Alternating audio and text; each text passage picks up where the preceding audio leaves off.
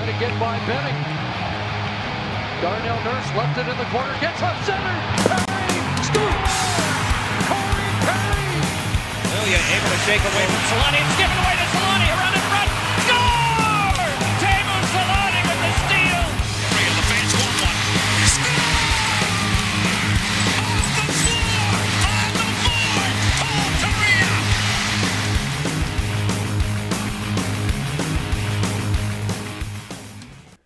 All right, we're back a month later, but we're here, and no Pat, no Jay. They had some other plans, a bit too close to Thanksgiving for the two of them tonight. But I got Stephen joining the show again. How's it going, Stephen? Thanks for coming back on. Yeah, man, no problem. More than happy to be here. I had to scarf down my Wendy's real quick to get on it. You seem a bit tired. It's all good. Yeah, dude, I got the itis kicking in already. It's fucking ridiculous. The Wendy's coma is kicking in. Yeah, exactly. All right. Well, we got kind of a ton of news because we haven't done a show in almost over a month since free agency. Since before free agency, I think the last thing we covered was the draft. So we did kind of talk a bit about Perreault and Drysdale, and because of the length between podcasts, we have some more updates on them after this. But I guess the first thing we should kind of at least briefly mention, because it did happen, even though it was so long ago, was the Ducks brought back Derek Grant, finally signed Kevin Shattenkirk. The first one, I mean, it was kind of, I don't want to say it was to be expected, but you kind of felt like if Derek Grant didn't go back to Philadelphia, the team at the top of his wish list was probably Anaheim. Yeah, I imagine, pretty quickly they kind of, Bob Murray and whoever Grant's agent was, got in touch with each other, and he was like, look, this is what I'll give you. If you want to go out and see if there's a situation you want to be in or a deal you like better, I totally understand, but we're more than happy to have you here, and I'm willing to give you years so you don't have to worry about getting flipped at the deadline again. So, it happened pretty quick, but, we know those guys all talk well before they're supposed to or whatever. So, it really wouldn't surprise me if that's the way that went down, because I think there are a couple of teams that might have been willing to take a look at him in a depth role. And, he just figured he'd come back to Anaheim. I wonder what the thought process is of other teams checking in at Derek Grant, because the sample size from other teams is relatively small, but the production isn't there. Then with Anaheim, that's where he does his best work, and it's not exceptional. It is kind of an average to above average bottom six forward. But does another team, like if you're Philadelphia going back in, then he was pretty good for them when he went over there. Or if you're another team kind of in the market for that type of player, do you second guess looking at Derek Grant and wondering, is Anaheim the only place he can get it done? Because there are players like that in hockey and in other sports where for some reason in that specific team, they can get it done. And anywhere else, it just doesn't work. And they always seem to kind of go back to that team where it works because the team likes having him around and he likes playing there. And the production just kind of comes when he's in a Ducks uniform. Yeah, I mean, look, I know we want to be smart and advanced stats and analytical and things like that without thinking, but I think when you get to a certain level of player, you have to just look at real traditional stats. In 7 games for Philly, Derek Grant had a goal, 4 assists, +2 penalty minutes, and he played 14 minutes a night, and he won over 53% of his faceoffs. Like, yeah, that's fine. That's what you want that guy to do. He's going to go sit on the bottom six or the bottom line, and he's going to kill penalties. He can play the wing. He can play center. Because of the kind of career he's had, I don't think you have to worry about him being upset if he gets cut one night or whatever. I just, it makes a lot of sense to me. And I think if you're a team, what you're looking at is, you probably have your film guys saying what worked in Anaheim that wasn't working elsewhere. And I do wonder, if the reason he's able to find success in Anaheim is just the roster's just kind of void of anybody in any real go-to role. Yeah. I mean, when he's being given power play time, right? Like, I don't Exactly. think I don't think. Well, I mean, he was on Philly's power play for a bit, so I don't want to say I don't think any other team is going to give him power play time. But it speaks to the Ducks situation and maybe why a player who is a bottom six, fourth line player would maybe thrive better with the Ducks than, let's say, the Penguins when Derek Grant was with the Penguins. He was a guy who played 7-8 minutes a night for Pittsburgh. Kind of got the shit minutes because they have 2 or 3 solid forward lines. Meanwhile, the Ducks, they really don't. Derek Grant was kind of utilized mainly as a fourth line forward, but he would jump in and out of the lineup when guys were injured, and hence, the elite number 1C tagline that he's kind of been given now because he's been so versatile for the Ducks, and obviously, like we mentioned before, power play time. It makes sense why he does well here because he's given those opportunities. I mean, if you put Derek Grant on the Ducks, 5 or 6 years ago when they were making late playoff pushes, I don't think the production is exactly the same because I think his role would be, similar to a regular fourth line role on a competitive hockey team. Yeah, I think that's right. And I think, with a guy like Derek Grant, he is what he is. He's a finished product. He's a known quantity. I think, when it comes to younger guys, a lot of the time, some of the reason coaches can kind of outthink themselves or overthink things is you don't know what you're going to get. They're not finished products. They have so much room to learn and to grow and to get better or, make mistakes. Derek Grant is always going to play conservatively. He's never going to take a chance because what is he, like 29? Yeah. 30? Like he knows, any shift that he goes out and if he fucking sucks ass, there's no guarantee he's getting another one. It doesn't cost anybody any money to send him down. So.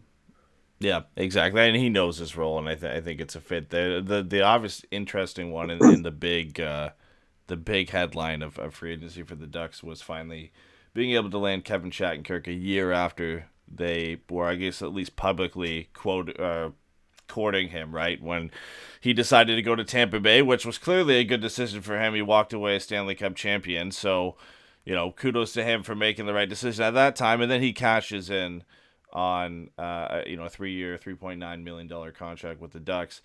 And honestly, it is a lot. Maybe the extra year there, the third year, is a bit more than you'd like. But I think for the type of player you're getting, is a type of player that Anaheim has needed for a long time.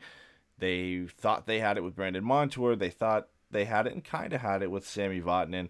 But now you're getting that guy who's going to quarterback your power play, who's going to be the main point producer on the blue line. And in turn, that potentially frees up guys like Cam Fowler and Hampus Lindholm to kind of focus on what makes their game so good and what makes them valuable to the Ducks on a two-way defensive side of the game when Shattenkirk can kind of shoulder that load offensively. Yeah, I think I think I think when the Rangers are paying you money not to be on the Rangers, you can afford to kind of try some stuff out, and now, he's got the ring, like you said, he won with Tampa Bay, and so he's got that part of it done. So now he can really try to focus on, just kind of trying to fulfill something a little bit more personal as far as what he wants to be, where he wants to go. So much of that pressure is taken off of him from, personal, what you want to achieve kind of things. So I think it's really interesting. I think, anybody who's not on the team right now could improve, or wasn't on the team last year, could improve the power play. So I think there's a lot of reasons to be excited about it. He's a right-handed shot, which is really nice, specifically for the power play. He's a little older and, 3 years and all that, it's fine. The money and the term doesn't really bother me. I think the thing for me is he did genuinely seem excited to come to the team, and that's to me a positive. Yeah. Because he's got to have an idea of what he's in for, as much as him and Bob Murray want to say, we think we can be better or whatever. Like he's got to know what he's walking into. And if he does and he's still fine being here, then that makes me happy. He's no Hunter Drew, right? 4 goals the other night.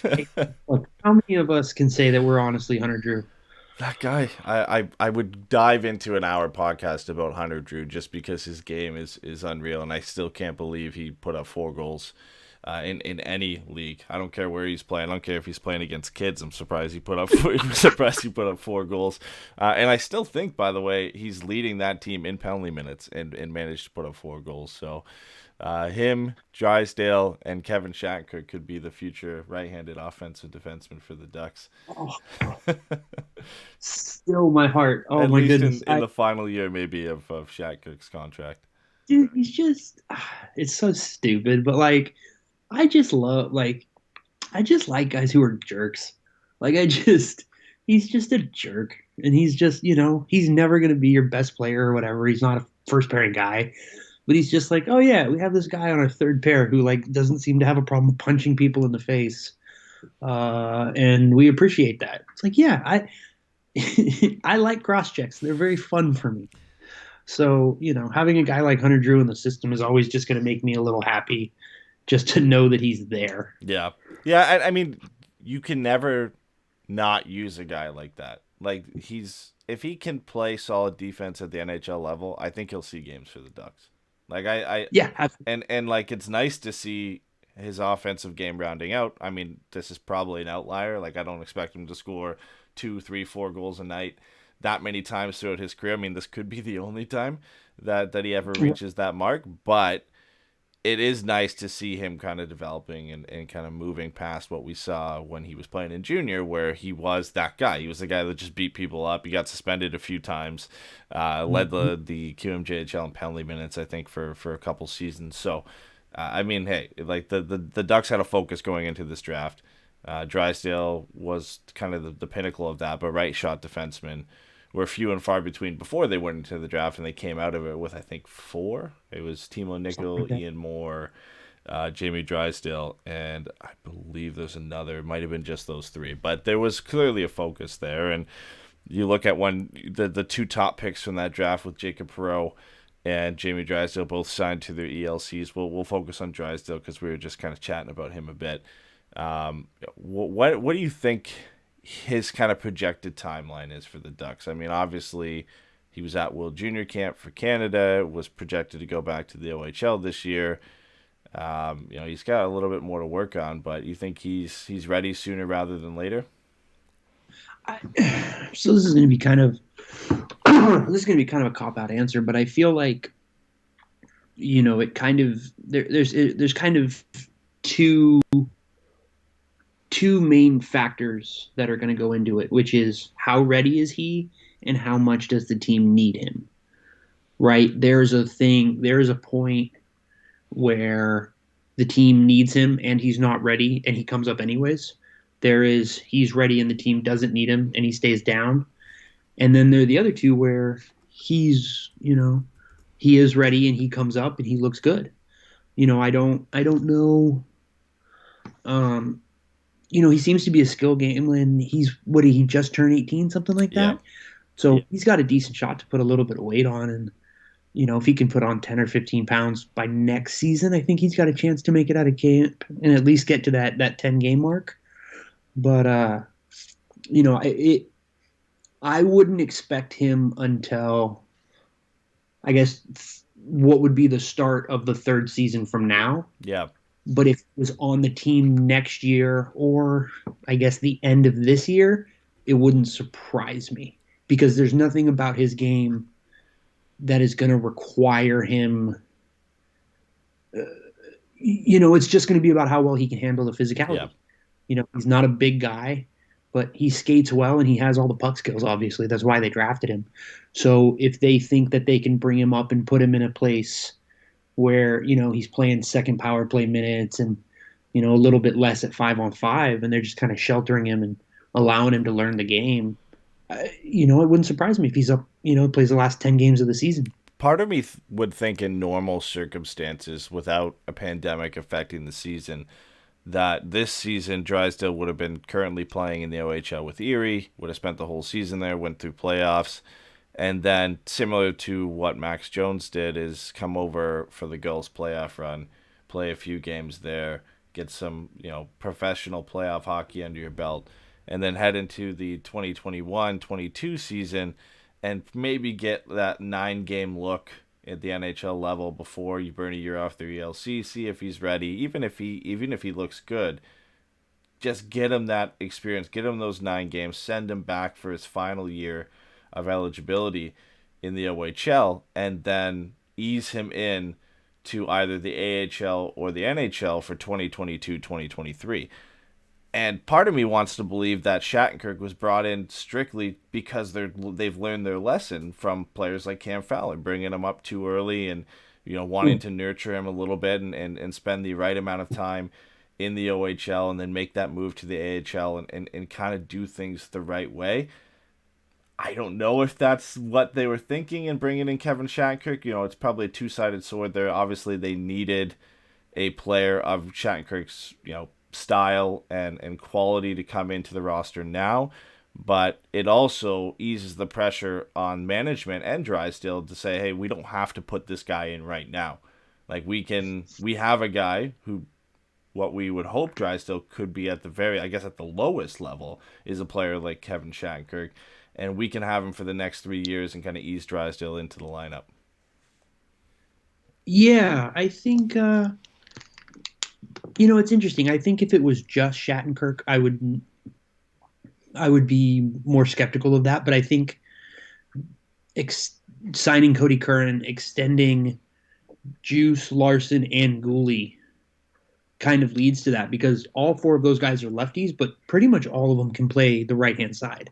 They played Larson on the left a lot last year, on the right-hand side a lot last year. I know Curran prefers it, and Juice has played there as well. So I think, that fact that they don't have to force him to come up to get guys who are comfortable playing that side of the ice. I think you're right in that fact, right? Because now what you've got is 4 guys who you can look at and go, that's our top 4. We've got 3 or 4 guys that we can let kind of find their footing and work and really fight for those last 2 or 3 spots on the roster and go from there. And, maybe do it a little situationally, depending on what you think of different games. I am for any combination of players that doesn't have Jacob Larson on the team. I'm on that boat too. But they've got options, right? Like, that's the thing. You mentioned a bunch of guys like Brendan Gooley should get some more NHL time this year. I think Josh Maher deserves it. Obviously, Cody Curran, amazing story. The way he's kind of fought his way to the NHL, he's going to be hungry to stick around and show that he belongs there. So and then obviously, Larson is going to be in and out of the lineup. As much as a lot of us don't like what he brings to the Ducks lineup, he's going to be there. He's going to play games. He's going to switch out and then obviously Juice too. Like, there's 5, maybe 6 guys who could really, because Andy Walensky was brought back as well. And I think he's probably at the bottom of that list, but he's the only right-hand shot on that list. Yes, a lot of these left-handed shot guys have played on the right side, and Cody Curran has favored that for his entire career. But there is something to the fact that Andy Walensky is the right-hand shot defenseman. And if Shattenkirk goes down with injury, if Josh Manson goes down with injury, he might leapfrog those guys just to kind of even that out a bit. Now, obviously, like I said, he is kind of firmly at the bottom of that list in terms of a pecking order, but I think he has to be in that discussion just for the fact that he is a right-handed shot defenseman. Yeah, so I want to say 2 things real quick. One is, and I swear to God, this isn't a bit, to bring it back to Hunter Drew. I think that what you're talking about right now is why a guy like him will always have a place in the organization, because that's kind of what happened with Manson that first year that he came up. He came up and then they kind of realized, like, oh, he can do this. And he plays a style of hockey that Bob Murray loves. So he was able to, tread water, not look like he was completely out of place. And he was going to catch his eye naturally by the style he plays. And I think the same thing as Hunter Drew. You have that guy that you go, I don't necessarily want to bring up another skill guy to play that right-hand side. You bring up someone with a little bit more of an edge.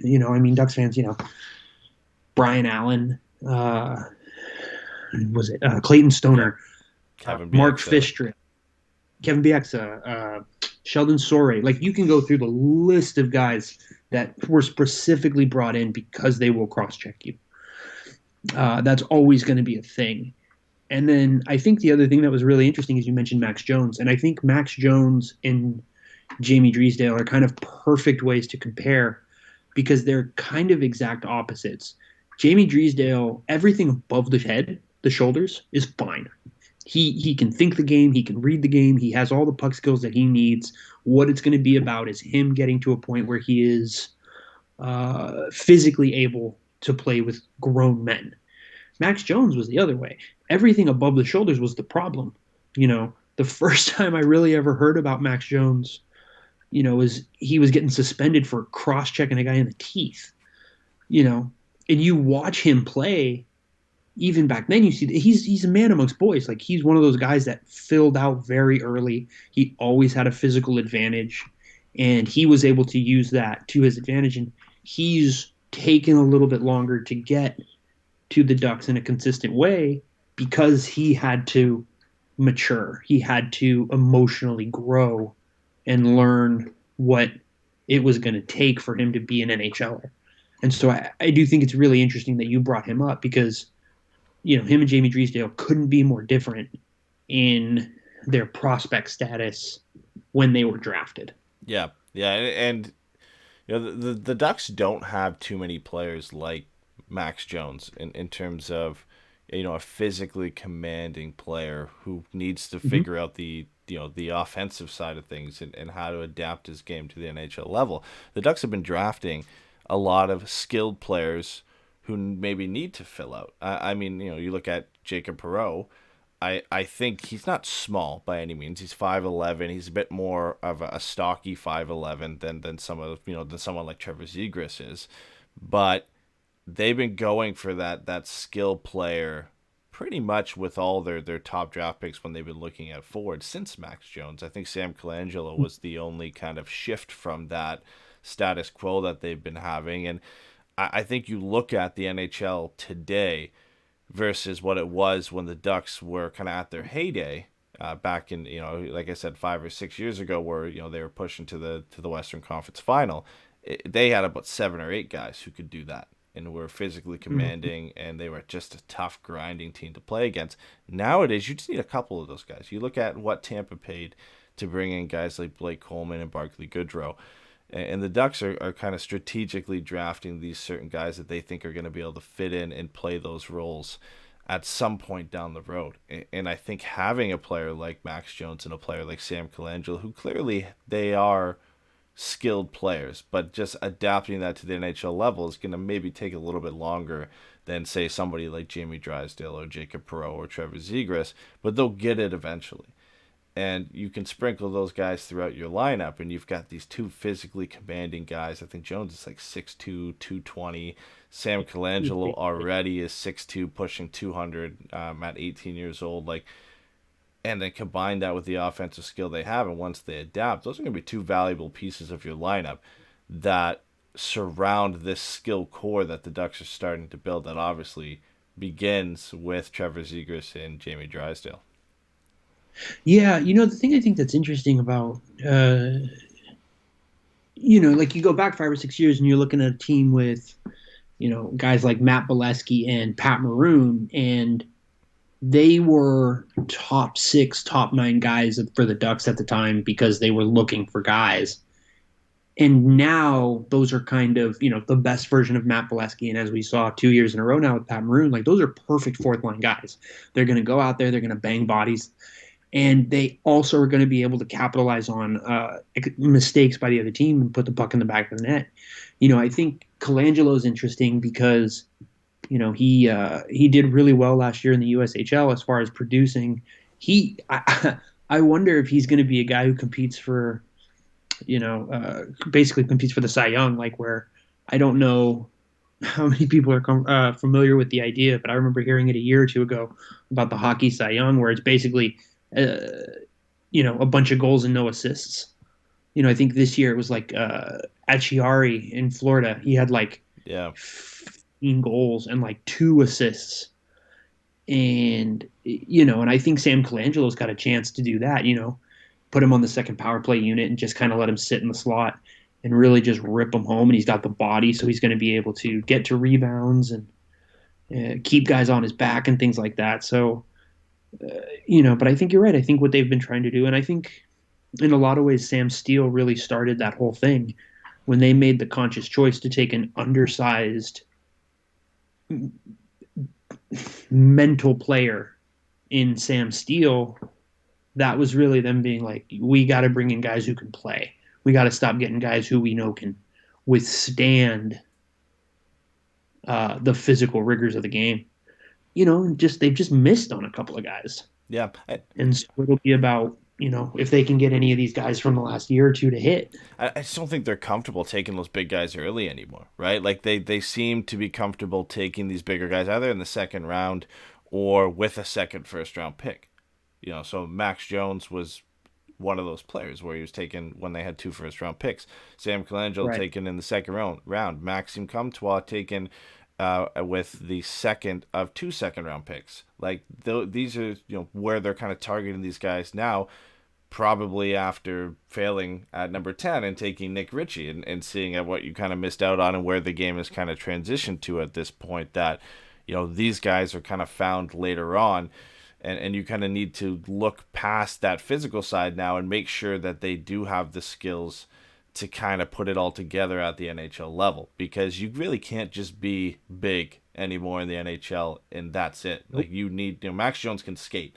And I do think eventually he'll figure it out and he'll be a decent goal scorer at the NHL level. I mean, you talk about Cy Young season. I remember when we talked to Max Jones about a year and a half ago, we talked about his last season in London where he had 18 goals and 3 assists in 25 games. And he just could not buy an assist. Like he is also kind of one of those players where, his game's not pretty. He can pull the skillet every now and then, but he's going to be one of those guys who kind of gets his goals from, 2 feet in front of the net. Like that's where he's going to get his bread and butter. And I think that's where a guy like Sam Colangelo and even Maxime Comtois are going to kind of come in big for the Ducks down the road. When, obviously Trevor Zegras is the big name, and Jamie Drysdale is kind of the big name for the Ducks right now. And you bring in another skilled guy like Jacob Perreault, but kind of mixing those bigger bodied players in who do have skill like Comtois, Jones, and Colangelo, you kind of start to look to the future and piece together a roster that should be pretty competitive if all these guys hit their ceiling and come together well. Yeah, and I think you see it, a couple dozen games a year where something's not clicking and a coach will start mixing lines up. And usually what he ends up doing is moving one guy. Right? Sometimes it's swapping centers on different lines, but a lot of the times it's taking a winger from the third line and putting him on the first line and taking the first line winger and putting him on the fourth line and just that kind of little stuff to provide that completely different type of game. And I really do think Max Jones is a great player in that way, that I think he is a top 9 player. I think you can look at how the game is going, look at what you need. If he's having a hot game, you can move him up. If he's having a not so hot game, you can move him down. But I don't think anything about his game other than the quality of teammates changes based on the line that he's on. He's going to skate in straight lines. He's going to forecheck. He's going to look to make passes. I think he's a better playmaker than he gets some credit for.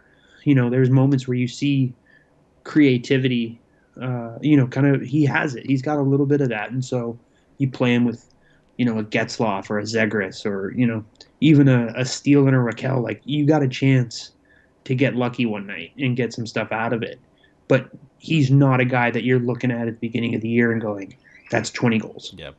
You're like you look at him and say, in a good year, used in the right way, he could get 20 if everything went right, but he's still going to impact, even if he doesn't hit 20, even if he hits 15 or 10 or whatever and hits 25 points, he's still going to contribute away from the puck. in a meaningful way, because we've seen that from him. Like he is, and I remember in the first season when he played valuable minutes with the Ducks, like he was the most snake bitten player I've seen in a very long time. Where he couldn't buy a goal, couldn't really buy an assist. Like he'd make good plays and they wouldn't get finished off. But outside of the offensive side of the game, he was doing some very good things. He was playing physical. He's forechecking hard. He was kind of playing with a bunch of different line mates at that time too, and even last season, and kind of making it work. Like he's kind of been the guinea pig out of all the prospects. Terry's kind of got that cushy spot beside Getzlaf usually when he comes up. Sam Steele kind of has his regular line mates that he plays with. Max Jones has kind of been just thrown in wherever they need him. And he's really done well with a lot of those guys. He hasn't had the same opportunity that Steele and Terry have to really gel on a specific pairing. Yeah, I think for me, Max Jones has the potential to be a more physically imposing Andrew Cogliano. He's going to make good choices. He's going to skate hard every night. You know what you're going to get from him. And he might have a game where he's got 1 goal and 3 points or something like that. He might not, but I don't think you're ever going to worry about his effort. You're never going to worry about his commitment. And he has shown, as he has gotten older, that he's smart. Like he can play an NHL game. It's just about whether or not what you're looking at is production or just, just being in the right spot and doing the right things. So I think, based on size, Lundestrom is the guy that I hope kind of turns into that. But as far as just true style of play similarities or expectation similarities, I think Max Jones really has a chance to be an Andrew Cogliano kind of player. Lundestrom always seems to be the forgotten guy at this point, because he doesn't do anything flashy, but he doesn't produce at a high level in the AHL. Hasn't produced at a high level in the NHL, but he just does good things with and without the puck, and you can't fault him. I've never really watched him and been like, man, he looked bad tonight. Like he just looks good. That's the thing, right? Like I think, for me, he's a perfect example of, if I didn't notice the rookie, they had a good night. And there are some guys who, they're so talented that they stand out in an exceptional way. You're like, oh shit, I can't believe they did that. Like, oh my God, the guy's only 19. Look what he just did. But there's a lot of guys who stand out in a very negative way. Oh, why did they make that decision? Oh, why did they do that? Or, oh, they got caught. And Lundestrom he gets it. He's not making Sports Center, but he's also, you're not going to be pointing at him a lot the next day in film. Like, what the fuck is all of this? Like, that's just not, that's not what he's going to do. And so I really do think it's as simple as, if I don't see the rookie on the ice, it's great. I'm fine with that. I don't need to notice everybody. Some guys just need to play. Yeah. Another valuable kind of middle six player in the pipeline for Anaheim. I mean, they've got a ton of them. I mean, even the non-prospects, when you look at Danton Heinen and Sonny Milano, at some point they're going to have a considerable amount of these types of players to kind of move on or to either trade and get some assets that you can get to fill a hole in your lineup. Because I mean, right now we're already looking at the Ducks lineup for next season, saying how are they going to fit all these guys in? Like, how is Maxim Comtois going to get NHL time next year? How are they going to fit in Jones, Terry, Steele, and is Lundestrom going to get some time? How is Trevor Zegras going to fit into the fold? Like, this season is one of the more intriguing for me because you've got all these guys on the way. Like, I didn't even mention Benoit Olivier Groulx is going to make his professional debut for the San Diego Gulls, right? Like, they have all these types of guys coming up, like very solid two-way forwards, middle six guys, who types of players you need on a competitive team. They're missing maybe another highly skilled forward to go with Trevor Zegras, like an elite level goal scorer. Maybe Jacob Perreault turns into that, but I'm thinking a top 10 type talent in the draft. But man, like there's a significant logjam of top level prospects for the Ducks on the way, or at least guys who can fill out that kind of middle six spots in the lineup. Yeah, I think that's right. I talked about this on Twitter. I don't know if it was today or yesterday or whatever, but like the way I think we need to be thinking about it a lot now is what you used to want your third line to do is what you should expect your fourth line to do, and you should almost have a top line, two second lines, and a third line. And I think if that's where you're at, you're in a good spot. And I think, like you said, Anaheim's got a good handful of guys that, obviously they're not all going to hit, but if enough of them develop to the point that they seem to be headed towards, you're going to feel comfortable looking at it and going like, yeah, man, they got the good supporting cast. Now what they need to do is they need to go out and get some elite talent.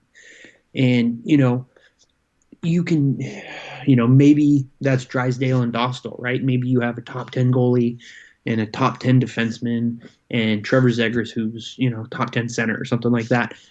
Okay, now you've got something. And now those supporting characters can kind of have a little bit of that weight taken off of their shoulders that way. But you don't want to count on those two guys hitting and Zegras hitting and that being it. So, going out and getting some more high upside picks. I think we talked about this a little bit with the draft this year. At the back end of it, they took a couple of chances on some defensemen with some upside, as opposed to picking safer guys. And I think that's a good sign, because that's not something I feel Bob Murray would have been doing 3 or 4 years ago. And they need to make those types of moves to try and swing for the fences at a guy who, might be exceptional at one thing, but there's some question marks, and you need to kind of swing for the fences there, because the Ducks don't have a ton of time in comparison to, let's say, the Kings rebuild, where it is a burn it to the ground rebuild almost, where they're kind of building from square one.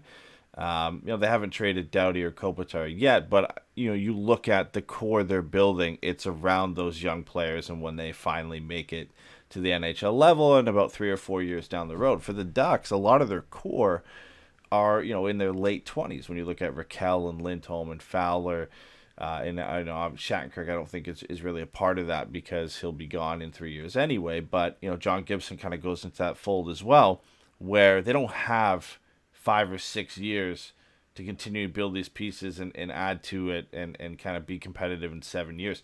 These guys that are part of the core now aren't going to be contributors at that point in time. So it is the point where you kind of got to swing for the fences and try and hit on a guy who, a late 4th or 5th round pick who can end up being a top 6 forward for you, or a top 4 defenseman, because of, an identifiable skill they have, and you hope that you can kind of cultivate and develop some of the issues that they have in their game. Yeah, I think, this is something me and you have talked about a number of times. Like, they're fighting against themselves in certain ways. They've kind of got two separate timelines going on. They got a lot of kids with some potential that, in 3-4 years, maybe you're like, wow, these are some good kids. These are real, meaningful players on a competitive team. But the guys that are those right now are going to be, they're not going to be as valuable in a few years. I don't know that we should expect more than maybe 2 to 3, if we're lucky, great years left. And again, great is relative to ability. Years from guys like Silverberg and Henrique and Raquel, like, I don't know how much time those guys have left.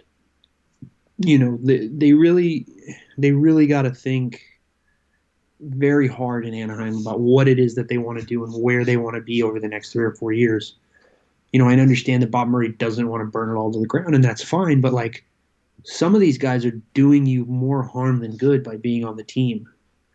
And I think at a certain point, you have to make a call and either cash in some of these young guys and go out and make a trade for somebody, and try to bring in that help, or move a couple more of these guys out, see what you can get, and start buying more lottery cards or lottery tickets. Yeah, I think we're going to start seeing some of that this season, where, Henrique, Silverberg, Raquel, kind of a little bit of the older guard, I think one of those guys at least is going to have to be traded or moved on at some point to make way for some of the younger guys coming up.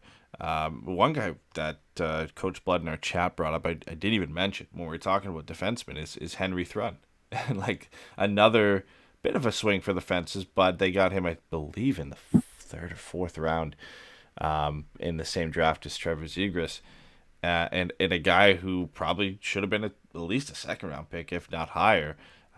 He's a great, solid two-way defenseman. He's a big kid, but the offense came for Harvard in his debut season in the NCAA, which was surprising. I mean, he's never really been an offensive defenseman, but he was asked to play the two-way shutdown defenseman role for like a stacked U.S. National Development Team program that featured Jack Hughes and Trevor Zegras and Cole Caulfield in that ridiculous class that, I think it was, 5 or 6 guys that went in the top 15 of the 2019 draft. Like, it was just a stacked class, right? And he was kind of asked to play a different role. But he's another guy when we talk about, Gooley and Mahura and Larson and Juice and Hunter Drew and Jamie Drysdale and all those guys, like, he's another guy that kind of gets thrown into that discussion is in the next couple of years, a guy that could be in the Ducks lineup. Yeah, no, I think that's true. I think, Stevens wrote a piece on him and just about kind of how he's in this weird place, especially with the pandemic, about like, do I go? Do I stay? He's at Harvard. He's a meaningful piece there, and it seems like he's going to stay there and just kind of tough it out. And you got to respect it. Happy for him. But, there are a lot of guys involved for Anaheim right now that have the potential to be meaningful players on a good team. And Anaheim just really has to hope that more than a few of these guys hit. Because if they don't, they just aren't stocked on elite talent enough to kind of survive it. Yeah, you're right back to square one if a lot of these guys don't hit, and you kind of got to start from scratch again. If we're gonna talk about sure things, I think John Gibson is as sure a thing as the Ducks have, and it's a list from NHL Network, so I'm not super surprised that it's excluding some key players, or it's got some controversy about it, but. NHL Network, I think it was about a week ago now, released their top 10 goalies. These top 10 lists from NHL Network are always ridiculous, but in order from 1 to 10, it was Vasilevsky, Rask, Hellebuck, Bishop, Binnington, Price, Kemper, Robin Lehner, Jacob Markstrom, and Anton Khudobin. There's always an immense amount of recency bias in these top 10 lists, but for John Gibson to miss that list and how valuable he is to the Ducks and how great of a goaltender he is, barring one catastrophic season for him, it's ridiculous. In my opinion, and there's probably some bias in there, like I have to admit there definitely is from watching him all the time, I still think he's a top 5 goaltender in this league. Look, the easy joke for me looking at that is it was like, dude, I'm not even convinced Jordan Binnington is 5th on St. Louis's depth chart. You know what I mean? Like, he's just, look, like you said, to some degree, this list was put together to cause enough people to get pissed that they turn their brain off and they start yelling about it online, which obviously we all love to do. It's very fun. I'm not judging anybody. But, I have no problem with Khudobin after the year and the postseason that he just had hitting 10. That's fine with me, man. Give that guy his love. Like, that's wonderful. But, like, Jordan Binnington sucks. Like, I'm sorry. He's just not good. Carey Price, like, that in a weird way feels like a mix of, recency bias and a legacy vote and legacy award. Like Darcy Kemper, whatever, Markstrom. You looking at this list and you're either guys who had, a great playoff run just now, or were in the, Vezina race in the last 2 or 3 years. For me, like, I just, like you said, there's absolutely an amount of bias involved there. But for my money, John Gibson is a top 3 goaltender in the league. Like, I just refuse to believe that that's not where he is. Yeah, it's not fair to look at one bad season from him on a bad team and be like, yep. I mean, like, literally, before that season, everybody was like, oh, yeah, John Gibson might be the best goaltender in the NHL, and really his only competition is Andrei Vasilevsky. And Gibson might be better because the Ducks aren't as good a team as Tampa Bay is. And he was putting up the numbers to prove it. I think Bobrovsky was also in that discussion before his nightmare trip to Florida and how that's gone for him. But, yeah, there's these lists, like you said, they're meant to spark controversy. Carey Price always seems to be in here for a legacy vote. He did have a good year last year, but he kind of is in there for that. Hellebuck won the Vezina. I can't complain with him jumping up spots. No, Hellebuck's great. Yeah. I think that there are more good names on this list than bad names. The bad names are ridiculous, and there is a couple of names that you're like, ooh, are we sure that high? Like Carter Hart's not on this list. Like I know, that he's young, but like he had a great Carter season. Hart, he's already better than some of these guys. He's better than Jordan Binnington. Like I'm right on the same page with you, Jordan Binnington. He seems to make these lists a lot because he had a Matt Murray type season. But like he's exactly like Matt Murray, because when Matt Murray took the Penguins to the Stanley Cup, he was on these lists immediately after doing that. And now where is he? Driven out of Pittsburgh to Ottawa because he couldn't get it done. He got beat out by Tristan Jarry for the Penguins starting job. Like the guy who was supposed to be the successor to Marc-Andre Fleury. Jordan Binnington reminds me of that so much, because I guarantee in 3 or 4 years, he might not be on the St. Louis Blues. Okay, you hit it when you said Matt Murray right on the head for me. At least with Matt Murray, he was young. Jordan Binnington's like 27, 28 already. Yeah. Like he's not, he's not just hitting the league and you're like, oh, he struggled a couple years. He might bounce back once he gets some stuff figured out. No, he's just kind of trash. And the thing about Matt Murray is like, and again, I am a Ducks fan, so I am obviously bitter and defensive. But I remember after they won and everybody's like, oh, Matt Murray is going to be the goaltender that leads the U.S. Olympic team to gold medal or whatever. And I was like, dude, John Gibson is so much better than Matt Murray already, and he's doing it without Sidney Crosby. Like, and like you said, now Matt Murray's in Ottawa getting overpaid by Eugene Melnyk, and I'm happy for him. But you can't look at the way everything has played out since those since those Stanley Cup years and be like, oh no, Matt Murray is still a great guy, or is still a great goaltender. Like that's not. Connor Hellebuck was incredible last year. I have no problem with anybody giving him love. He's incredible. Jordan Binnington was just fine, and that St. Louis Blues team was dominant. And that's all they needed. And that's great. He's Trent fucking Dilfer. Like, he won his ring on the back of everybody else being exceptional. So, I don't know. I'm getting it. Connor Hellebuck gets that John Gibson treatment sometimes too, because 2 years ago or even last year when he had a down year, he was shit. Like, everybody said he was shit. But he wasn't. Yeah. But Winnipeg just sucked. They didn't give him a lot of support. And his numbers weren't good. And then he has an amazing season this year. Oh, nope, he's back being a top goaltender. Like, goalies have bad years.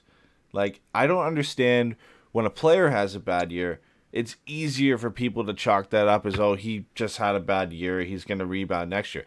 A goalie has one bad year, and oh, no, he's not good anymore. That's it. Like, you can clearly look at the team that's in front of a guy like John Gibson or Connor Hellebuck when he had the down year and be like, yeah, this is why. Like, this is at least one reason why. And for John Gibson, he had a ton of other stuff. Like, there was an article that came out, I think it was Eric Stevens who wrote it, saying John Gibson lost weight because he was so fatigued and he was so overused. And then right after that, he finishes the season horribly because he's just gassed. Because the Ducks played him in like 45 of the first 50 games of that season. And he was getting shot like 45 plus shots a night. Like, nobody's going to be able to withstand that for 60 games in a season. No, absolutely. I think part of it is that there are so many things about goaltending that are so seemingly nebulous and quick to change that, my dad's a Kings fan, and before Jonathan Quick, they were just running guys through that crease trying to find guys. And I remember watching every year, like, oh, that might be the guy, or oh, this guy might be the guy, or that guy, and none of them did. Jonathan Bernier made a nice career for himself, and I'm happy for him, but like he, wasn't great. You got Jason LaBarbera, like there's all these names, that everybody can be like, oh yeah, I remember that guy. I thought he was going to be a lot better than he was. So I think it almost makes more sense to watch a goalie who was, excuse me, I'm so sorry, a goalie who was good fall back and struggle than it is for, us to be able to say, oh no, that's a down year, because the team in front of him was shit. His workload was 40 shots,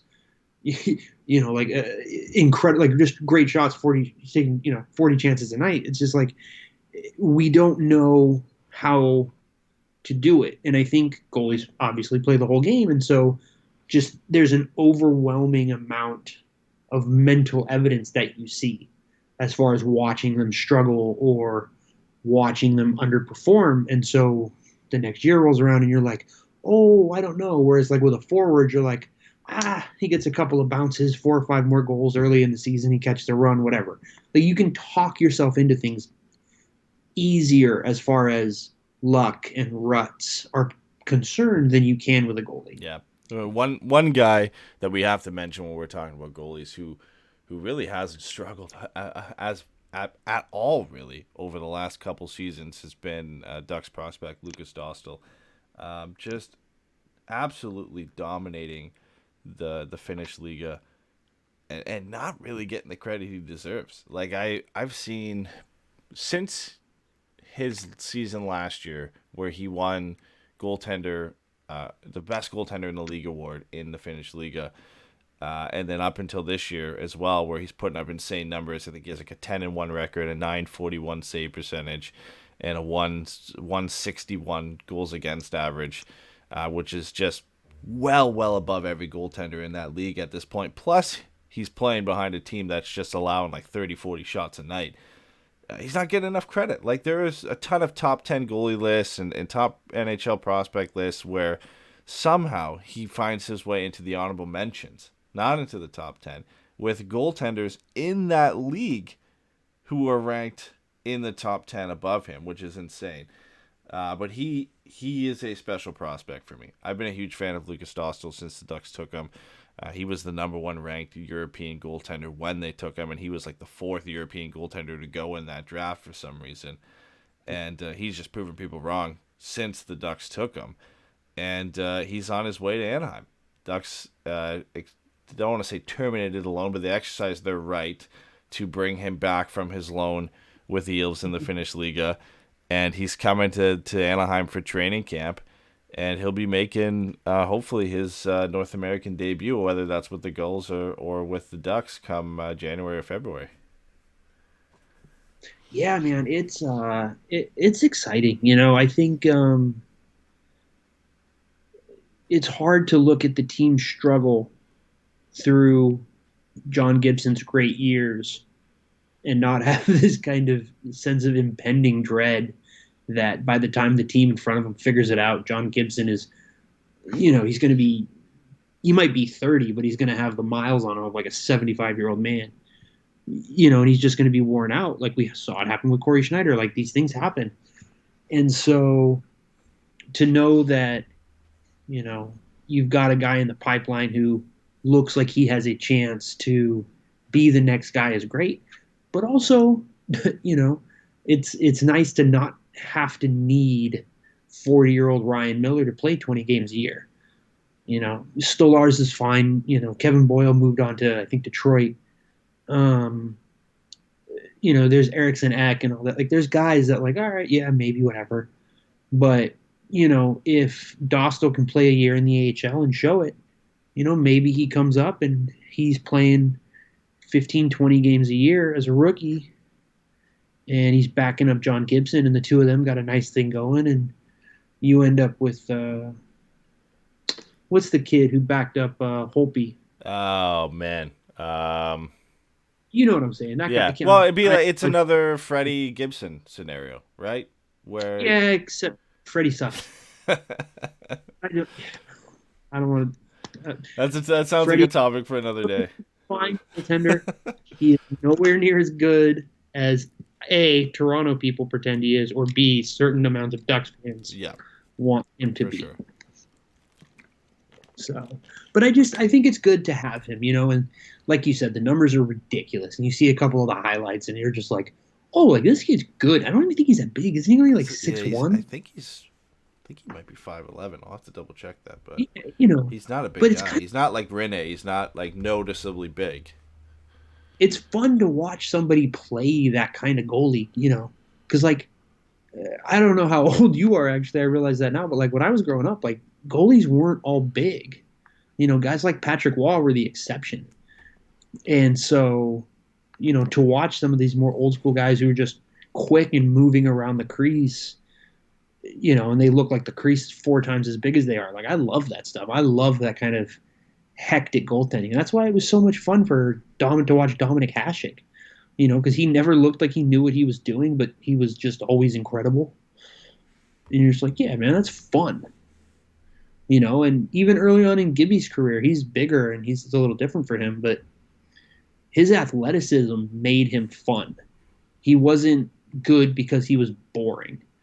He was good because he was out of position here or there, and he just was able to get back. And, as he's gotten older and more experienced, he's worked on that, and he's much more fundamentally sound and playing rebounds and angles and that kind of stuff. He still doesn't seem to be able to stop a breakaway, but it's fine. It's fun. It's nice to know that guy's coming up. Yeah, and you like the interesting question for me is Ryan Miller aside, assuming he doesn't come back, which is slowly looking more and more likely that he isn't. Anthony Stolarz is the Ducks' go-to option, or at least the favorite option right now as a backup goaltender, and he's got 26 games of NHL experience. Like, he was good for San Diego last year. I'm not going to deny that. He played 1 game for Anaheim. He looked good when he came up. I was willing to give the guy a shot, but I honestly didn't think Lukas Dostal was going to come over this year. I thought it was going to be next year. I thought Dostal was 2 years away, at least based on just kind of what it seemed to be going for him. It just opens a whole new conversation now where Stolarz is no longer a lock. Maybe he has the inside track because he's been in the Ducks organization for the last year, played well. Sure, you can say he has the inside track there, but I think it's going to come down to training camp. Honestly, if Dostal comes in and looks amazing and Stolarz struggles, I don't see why the Ducks can't play Dostal for a couple games here and there in the NHL and see how he does. You have that option in Stolarz down in San Diego if you want to switch them around. I don't think Stolarz 26 games in the NHL and 39 games in the AHL is significantly much more experienced than Dostal's 50, 60 games in the Finnish Liga. Like, I don't think there's a huge difference in terms of competition between the AHL in the league in Finland, where Stolarz has this significant advantage over Dostal. The only advantage I can come up with is the North American ice versus European ice, and that potentially being an issue. But the way Dostal plays, I can't see that being an issue, and that's usually not as much of an issue for goaltenders as it is for defensemen and forwards, where there is an adjustment period there, and you are getting a lot more action, a lot more crowded in front of the net than you would be in the European ice where it's spread out a little bit. But like, I would not be surprised if Dostal stole the backup job for this year just based off talent alone. Like, I don't think Stolarz has this locked down. Yeah, I think perhaps the 2 most likely for me is either they carry 3 goalies to start the year, and this is all assuming it's not Ryan Miller. And you're looking at Stolarz and Dostal kind of splitting it in games a little bit early, and you're seeing how, like, which one of them does, how Dostal's doing. I also think the other option is you bring up Dostal first. You let him play a couple of games, get that taste, see how he's doing, and then you send him back down. You bring Stolarz up, and you let Dostal be the guy, or a dead 50-50 split in San Diego. I don't think bringing Dostal up to sit on the bench is a great idea, because I don't think there's any reason to think he can't gain from playing more games more often. But if they feel like he's a 30 game a year guy right away, then that's a different story. If he's going to be playing every third or fourth game, then I don't think that's a thing. But Gibson's gonna play a vast majority of the games. The impression that I get is that Gibson wants to play 65, 70 games. He wants to prove that he's one of those old school 70 games, 40 win goalies. So yeah, I could see. I think the Ducks would rather him not be that guy, but I think John Gibson wants to be that guy. And the NHL seems to be, and this could be a phase trending towards tandem goaltenders. When you look at Bishop and Hudobin, I guess Gibson and Miller. There is a few more tandems around the league than there have been in the past. Now, obviously, Vasilevsky ends up winning the Stanley Cup, and there was really no tandem whatsoever in Tampa Bay. So it could be a little bit of a phase. But John Gibson, I think, will at least play 60. I think he's going to at least play 60 this year, or close to 60. I don't think he'll be under 55. He's going to play a lot of games this year, especially if Ryan Miller doesn't come back, unless Dostal or Stolarz can just prove, that they are a capable NHL backup early on. Like, if they have 3 or 4 solid games under their belt and putting up good numbers, then maybe the Ducks feel a bit more comfortable playing them in a couple different games. And obviously this season is going to likely be a shortened season anyway, and there's going to be a lot of back-to-back, so John Gibson isn't going to get to a 70-game mark.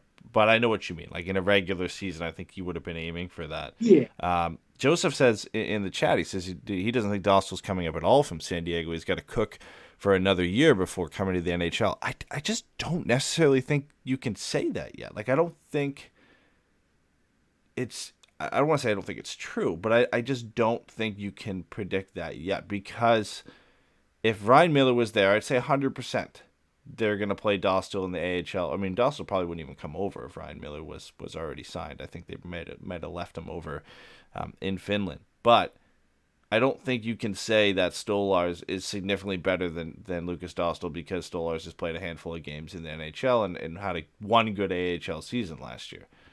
I don't necessarily think he's that much better where you can say, oh, Dostal needs another season in the AHL. If Dostal gets 3 or 4 games in the NHL and looks good, why do you need to play him in the AHL? I mean, if he struggles, sure. And maybe your argument is you start him in the AHL to get accustomed to playing in North America, and then you see how Stolarz does, and then maybe you switch it up if Stolarz is struggling.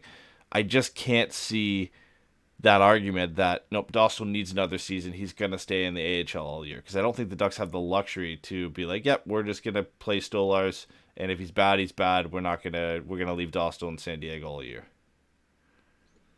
Yeah, I mean, I think for me, there are guys out there that Anaheim could bring in to play 15, 20 games if Stolarz isn't the guy, right? They can go out and get Craig Anderson. They can go out and get, what's his name? Corey Schneider, right? There's guys out there that they can bring on and give that chance. We're going to be happy for it. My thing with Dostal really just boils down to development, and is he going to get more value from taking practice against NHLers or playing games against AHLers on a regular basis? And I am hard pressed to think it's not a better decision to just let him get more games and let him develop. To me, there's some comments in the chat right now saying to not pull a Cam Fowler with Lukas Dostal. The reason I think this is different, if you threw Drysdale into the NHL right now, I'd be saying you're pulling a Cam Fowler because you're taking Drysdale from a junior league and saying, here's the NHL, buddy, show me what you can do. The difference is Lukas Dostal played a full season against men last year in the Finnish Liga and was the league's best goaltender. Played 11 games this year, showed that it wasn't a fluke, and is putting up even better numbers this year. Like I said, that the competition level is, going from the junior to the AHL, that's a big jump. And junior to the NHL is an even bigger jump. Going from professional men's league in Finland, which is widely considered one of the top 5 leagues in the world, to the AHL, I think it's a lateral move. Maybe it's a little bit of a jump. Maybe the competition's a little bit better in the AHL. But I don't necessarily think you're Cam Fowlering him by saying, okay, you're going to jump from Finland right into the NHL if he shows that he's ready. I don't think you're hurting his development if he's playing well in the NHL. There's no harm in saying, hey, here's a couple games. We're going to see how you do. If he does well, keep playing him. You're not, in my opinion, pulling a Cam Fowler because of the league he's coming from, because of the competition he's been playing at and how well he showed. If he was decent in the Finnish Liga coming over this year, I'd be like, okay, he needs AHL time to prove to me that he can produce in a professional league against men. But he's already shown me he can do that. Doesn't mean he's NHL ready, maybe not, but I think he at least has earned the shot, or at least doesn't need to have that tagline as throwing him in the NHL is going to ruin his development. I think that's perfectly fair. I think you're absolutely right in that he has earned the opportunity based on his play in the Finnish Liga to come in and be on an NHL roster. I think that's totally fair. For me, it's which does he have more to gain from? And if they feel that he has more to gain by being a backup at the NHL level, then that's great. Like, these guys are pros, you know what I mean? That's their job, not mine. So I get that. But the one thing I do want to say, because I saw it in the chat and I saw it earlier on Twitter, Dostal will not be eligible because first and second year players aren't eligible for the expansion draft. So that isn't a concern with him. Yeah, whether he plays NHL or not, he's not eligible for the Seattle expansion. No, it's not. So it is entirely based on what is best for him and his development. The expansion draft isn't going to play into any decision they make with him. Yeah, I see that point too. Like, playing however many games. So let's just assume it's a regular NHL season. I know it's not going to be, but just so I can state my game facts here. If he was to play 40 games with the San Diego Gulls or 15 games with the NHL, which one is better for him at that point? I can see that argument because we talk about that with players as well. What's better, Max Jones playing fourth line in the NHL or playing first line in the AHL? We've had that argument about Terry and Steele and Comtois and Jones for the last couple seasons. What's better for them playing, top minutes in, 15, 16, 17 minutes a night in the AHL or 5, 6, or 7 minutes a night in the NHL? There's an argument there that I think you can extend as well to Lukas Dostal.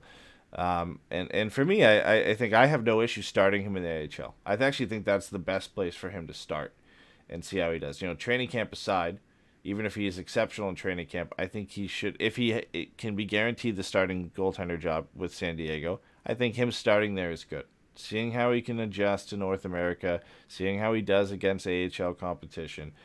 But if he does well and he puts up similar numbers to what he's putting up in Finland, I am not against saying, all right, he's proven to me that he can do it. Let's see how you can do in the NHL. Because if he's showing me he has nothing left to gain, again, playing against AHL competition, that's when he's ready for the next step. So I think you can kind of accomplish both at that point and, start him in the AHL, see how he does. And if he's just showing that he's too good for that level, then I think he deserves a shot to see if he can stick around in the NHL. And at that point, playing him against better competition, even if he's playing less games, I think is more beneficial for his development if he's proven that he is too good for the AHL level. Yeah, no, I think that's all fair. I think that's totally reasonable. If there's nothing to gain from playing him in the AHL, then, you adjust accordingly. And there's a lot of worse problems to have than two good goalies. So Last thoughts on Dostal, as just a very very early projection for the future. Do you think Dostal is a future number one goaltender for the Anaheim Ducks? Do you think it ever forces their hand to trade John Gibson? It's such a hard question to answer this early, but I've seen, and it's probably jokingly, but I've seen remarks say, Dostal could be good yeah, enough that the Ducks could explore trading John Gibson if he comes to the NHL and shows that he can do that. oh man, Because if he is at one point, like somebody's going to have to get traded, right? Like if he proves he's a number one netminder, one of them has to go. You can't keep both of them, and both of them well, have good trade value. Dostal is still on an ELC. If he proves he's a starting goaltender in a year or two, you've got him before he signs his first contract, and it's not going to be too much money. You've got the value there of a young goaltender, and with John Gibson, if he comes in and proves he's still one of the top goaltenders in the league, you've then got a top 5 NHL goaltender at making less than $7 million, right? Like you're in a good position at that point. If Lukas Dostal forces your hand, you're in a very good position. I did see the Gibson for Eichel comment in the chat, which that's my favorite thing in the world. I'm into it, man. Let's make it happen. I think yes. If Tostel comes in at the end of this year, beginning of next year, and he's the fucking second coming of Carter Hart, then sure, maybe you have to start looking at making a decision there, right? But I honestly don't think it'll get to there because I think it'll depend on. I mean, maybe it will. Maybe they have to trade Gibson at the end. I don't know. I am not convinced that Dostal will be a starter on the Ducks with more than 2 years left on Gibby's contract. Yeah, it's going to take time. Goaltenders always take longer development. I mean, Carter Hart was a little bit of a one-off in terms of coming in at 2021 and already playing and clearly being a very good goaltender at the NHL level. I mean, it's he's 27. John Gibson. Yeah. I mean, it's obviously all pure speculation at this point. I like Lukas Dostal a lot, but I can sit here and say I'm not as sold that he's going to be a number one goaltender as I am that Trevor Zegras is going to be a number one forward, like a top line forward. Like it's easier for me to look at Trevor Zegras and say he's going to be a top line forward rather than looking at Lukas Dostal. Like it's so hard for me to project goalies and be like, this guy's going to be a number one goaltender because so many things can go wrong. And especially that transition from Europe to North America, like there's so many things that could go wrong there where maybe it just doesn't work, or maybe the NHL level is just too much for him. And sure, you could say the same thing about Trevor Zegras, but for some reason, like goalies just have this air of mystery about them. It's why goaltenders really don't go that high in the draft anymore. I know we've seen some exceptions. Go ahead and let Spencer Knight. Yeah, that's what I'm saying. We've seen some exceptions lately, but for a while it was. Other than Fleury going first overall, goalies started to go either late first or into the second round because projecting them is just so difficult in comparison to other players. And I guess it's because there's less of them in your system at that point, and it is just kind of tough to project them. So I don't know. I like Lukas Dostal a lot. I'm kind of rambling now, but I do. I think you're right. I think unless he comes over and he proves definitively that he's ready sooner than later to start 40 games a year, you don't do it to yourself. There's no reason to mess with it. And I don't see him pushing Gibby out of a job. But I will say, and I think we can ask the chat to help me peer pressure you into this, that you need to commit to Trevor Zegras number one center because you are banking or what do you call it, hedging so hard on him getting pushed to the wing. I am. I'm not ready to say he's a number one center yet. I can't. I can't. I just don't know if he has the intangibles to be a center at the NHL level. He's not small. He is 6 feet, and he'll fill out and get closer to 185, 190 pounds. But I don't know, man. Like the discipline and his two-way game isn't bad. I think it's better than he gets credit for. But I gotta see him take draws and play center at the NHL level. Like he did it at college. He did it a little bit for the U.S. national development team, but played on the wing mostly there as well. I'm just not ready yet. But I said the same thing about Sam Steele. I said there's no way he's going to play center at the NHL level, and he proved me wrong. He's definitely a center by all sense of the term, and he's a very good two-way center. And he proved me wrong. So Zegras could prove me wrong for sure. But there's no way. Like I would not bet money on him being a first-line center versus a first-line wing. I still think there's a very good chance he could move to the wing. Coward. I'm not ready yet. I can't.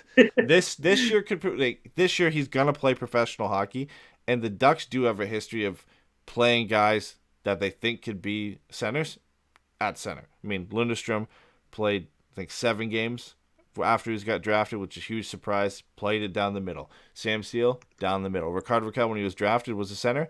They played him down the middle. Getzlaf, when he came up early in his career, they played him down the middle. So if Zegras is going to get NHL time, they're going to play him down the middle, I would hope, if they're going to at least see if he's a center. If not, they're going to play him in San Diego, and he's going to play down the middle. And then I'll get, you'll give me 5-10 games to take a look at how he does at that level at center, and I'll make the bet. I'll make the decision at that point. There it is. I need to see it. I've seen the levels he's done it at. They're not college and essentially junior in the U.S. I can't bet on it yet.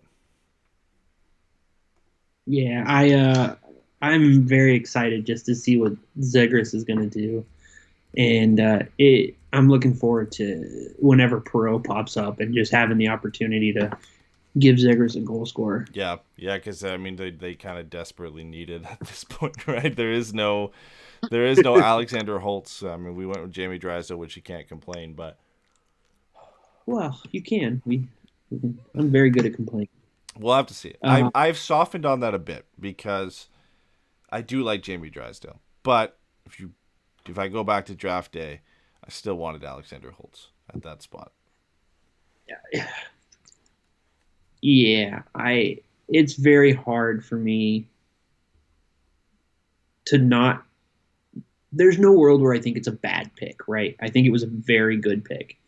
I think he fills a need. He has a skill set and a handedness that the team really lacks. I think from a philosophical standpoint, the fact that they went with a sub 6 foot skilled defenseman, I think is a great sign.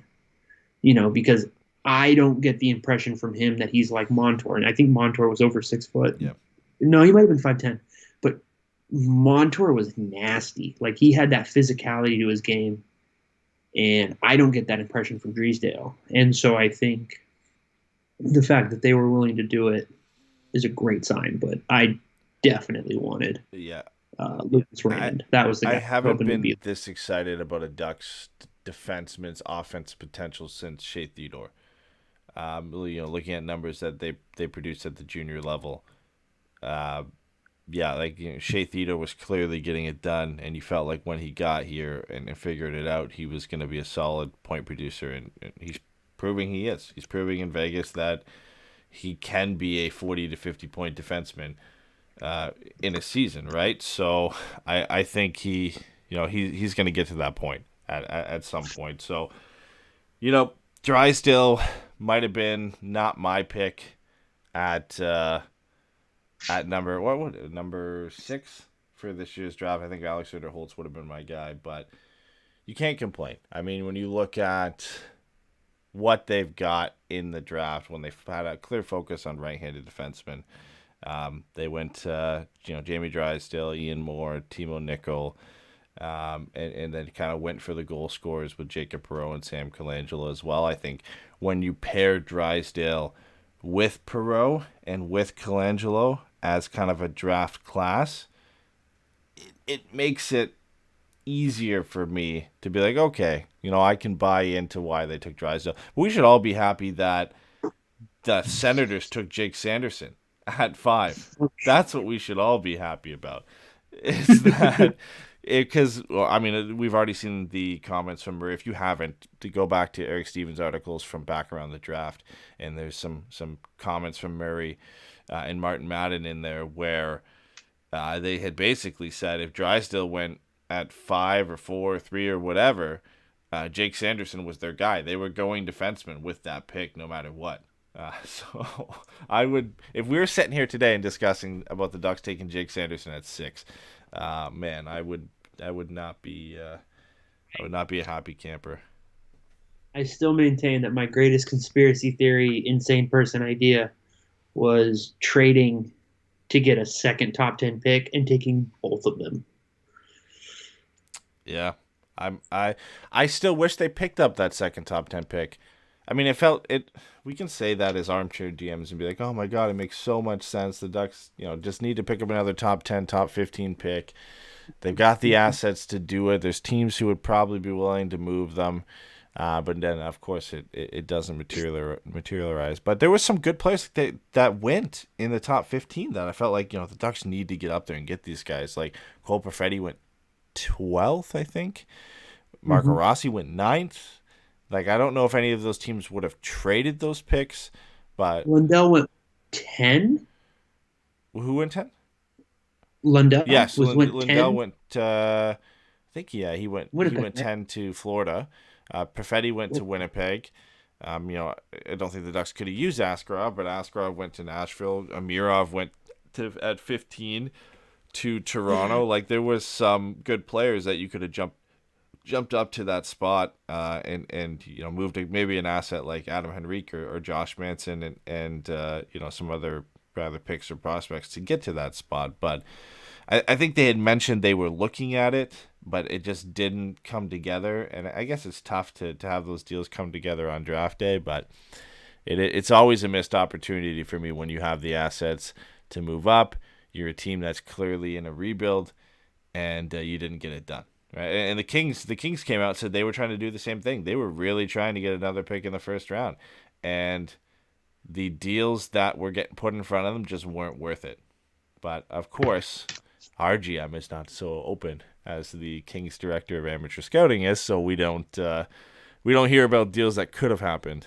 We only hear them from Brian Burke, because apparently he talks about all the deals that could have happened and how he could have traded a young Ryan Getzlaf or Bobby Ryan for a 33-year-old Keith Tkachuk. So I will die on that hill that I would have liked to have watched that more. I don't care. Keith Tkachuk was a legend.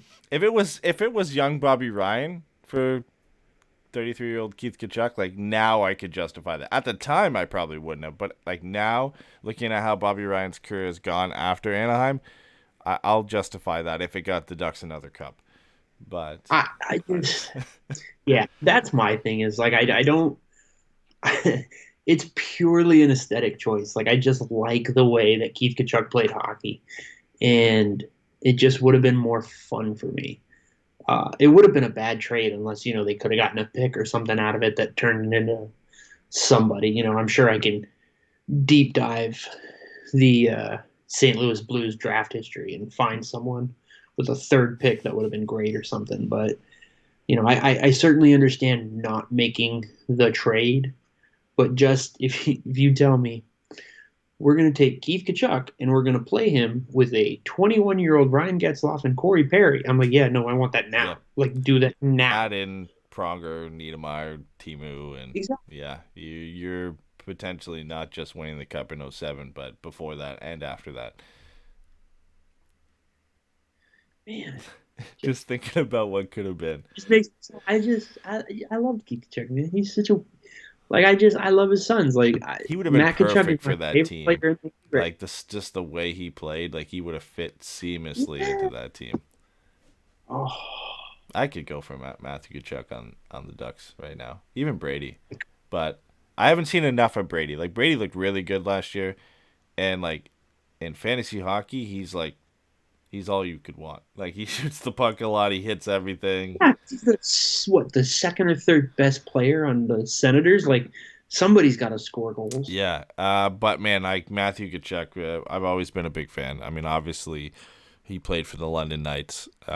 Watched him. Oh, yeah, Yeah, right. watched him lead London with Marner and in company to a Memorial Cup. So Okay, I'm trying. Okay, so just this isn't relevant. I don't know how much anybody cares, but like I'm trying to imagine the hilarity of having Matthew Kachuk, who is straight out of the '70s, and Mitch Marner, who is I think straight out of the 2070s version of hockey, on the same team, driving you crazy in both ways. yeah, Like, oh yeah, here's this big, gangly, goofy kid with the afro who seems to make everybody want to hit him, and then there's this little kid over here that we literally can't hit because we can't catch yeah. him. And I'm just like, yeah, no, this is great. That sounds It's fun. still to this day one of the best junior hockey lines I've ever seen. Was Christian Dvorak, Mitch Marner, and Matthew Kachuk. And Dvorak was getting a free ride there on Yeah, because he ended up where Arizona. Yeah, Arizona. he was a second round pick, I think, because of obviously you're playing with the Knights already. You kind of get a boost in your draft stock just because you're coming from London in that program. But then you're playing between Marner and Kachuk. That kind of gives you a nice boost. And Max Jones was on that team too. He didn't quite squeak into that top line, but he was a part of that team as well. Played a bit of a different role, but yeah, Matthew Kachuk is a player that I think any team would be happy to have. I mean, he's exactly like what young Corey Perry was like. Just a pest, Yeah, but supremely talented in all facets of the game. I mean, like Corey Perry's a bit more of a pure goal scorer than I think Matthew Kachuk is, and I think Kachuk has a bit more one-on-one skill and kind of that ability to beat a defender one-on-one than maybe Corey Perry had even in his early days. But that's just how the game has trended. Like Matthew Kachuk is we talk about Sam Colangelo, Max Jones, Blake Coleman, Barclay Goodrow as types of players that every team needs. Matthew Kachuk is one of those rare players where he does that, but he's also probably your best offensive player as well. Like he does it all. As much as I hate to play against the guy because he's a pain in your ass, but how many years did teams hate playing against Corey Perry? Because there are people out there who know nothing about the Ducks or about the rest of their players, but absolutely hated Anaheim because of Corey Perry. And that's how it's going to be with Calgary for the next 5 to 10 years because Matthew Kachuk plays for the Flames. And that's going to rub right off on the Flames. People are going to hate the Calgary Flames just because of Matthew Kachuk. yep, no, for sure. He's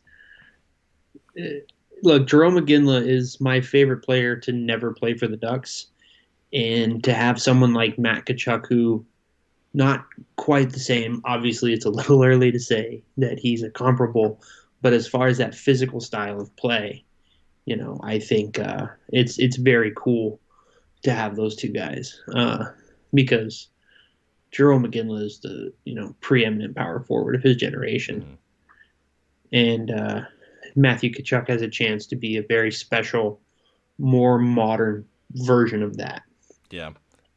When we end this, we'll end this with, and we talked a little bit about Ryan Getzlaf, so we'll end this with Ryan Getzlaf and Yeah. some of the ridiculous rumors that have kind of been popping out of nowhere here, that the Ducks are exploring or listening to, offers for Ryan Getzlaf or exploring trading Ryan Getzlaf.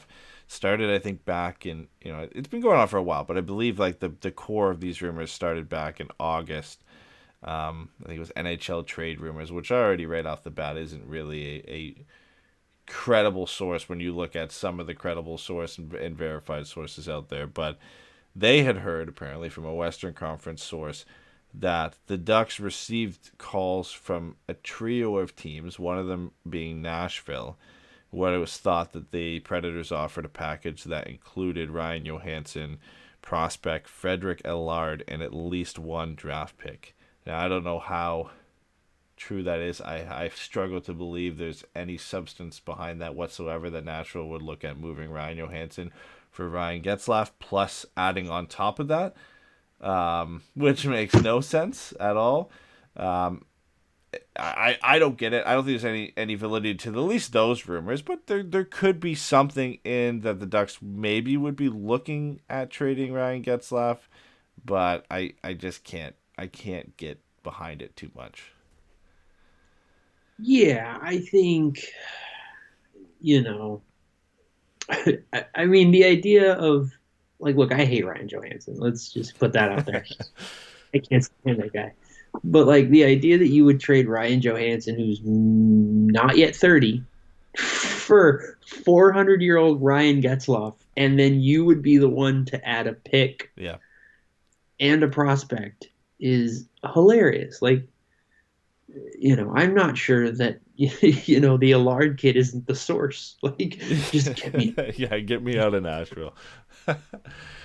it's just such a ridiculous thing. Now, the conversation around shading Getzlaf is a very interesting one. I think there is a lot of merit to the idea of seeing if you can get any kind of pick or prospect of value to send him to a contender for a year or for a stretch run or something like that.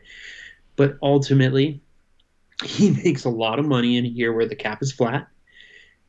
He's got a full no movement clause, and he has earned the right to make that decision for himself. If he comes to Bob Murray and he goes, I've had a great time here, but I would like to look into moving on, maybe having one more chance at running for a cup. If anybody comes to you with an offer, let me know and we can have an honest conversation about me waiving. Sure, that's great. But until he does that, I don't think it's a thing, because Bob Murray, for all that we know, wouldn't even ask Kevin Bieksa to waive a no move where he wouldn't have been taken for the Vegas draft. He's not shipping out one of the 4 best players in the history of the franchise, especially when you look at players that were drafted by the team. He's second. You know what I mean? Like, it's just, like I said, if Ryan Getzlaf walks into the office and says, hey, if you get anything, let me know. I'm open to it. And it'd be, a way that I can, kind of like wrestling, going out on your back and putting somebody over. Maybe he brings in a prospect or a pick or something that turns into a stud. Great. But until I hear from Ryan Getzlaf, Eric Stevens, or Bob Murray that Ryan Getzlaf is on his way, is out the door, none of it's going to make sense to me. It's not going to seem real. Yeah, and Ryan Getzlaf has always said, if the team wanted to ever move in another direction, that he would be willing to move on for the betterment of the team.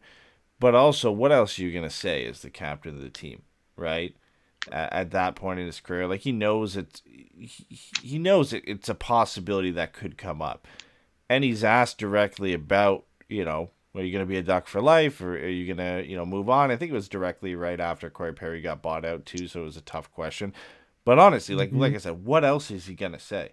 He's going to say, no, I'm never going to move on. I'm going to stay here forever. I'm going to sign another contract.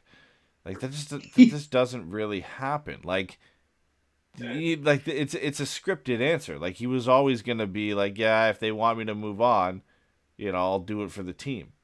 But behind the scenes, he could be like, Bob Murray could come to him and be like, hey, we're going to get Jack Eichel for you. And Getzlaf could be like, no, I'm not moving. My family's here. I got a no-move clause. I'm not going anywhere. Like, it's obviously, a joke scenario, but he could be saying a very different thing behind the scenes. Like, it's a scripted response for public when he says, if they want me to move, I'll move. I think he would. I think if Bob Murray came to him and said, hey, we got some offers. These are what they are. we need to move you on to get some younger players in the lineup.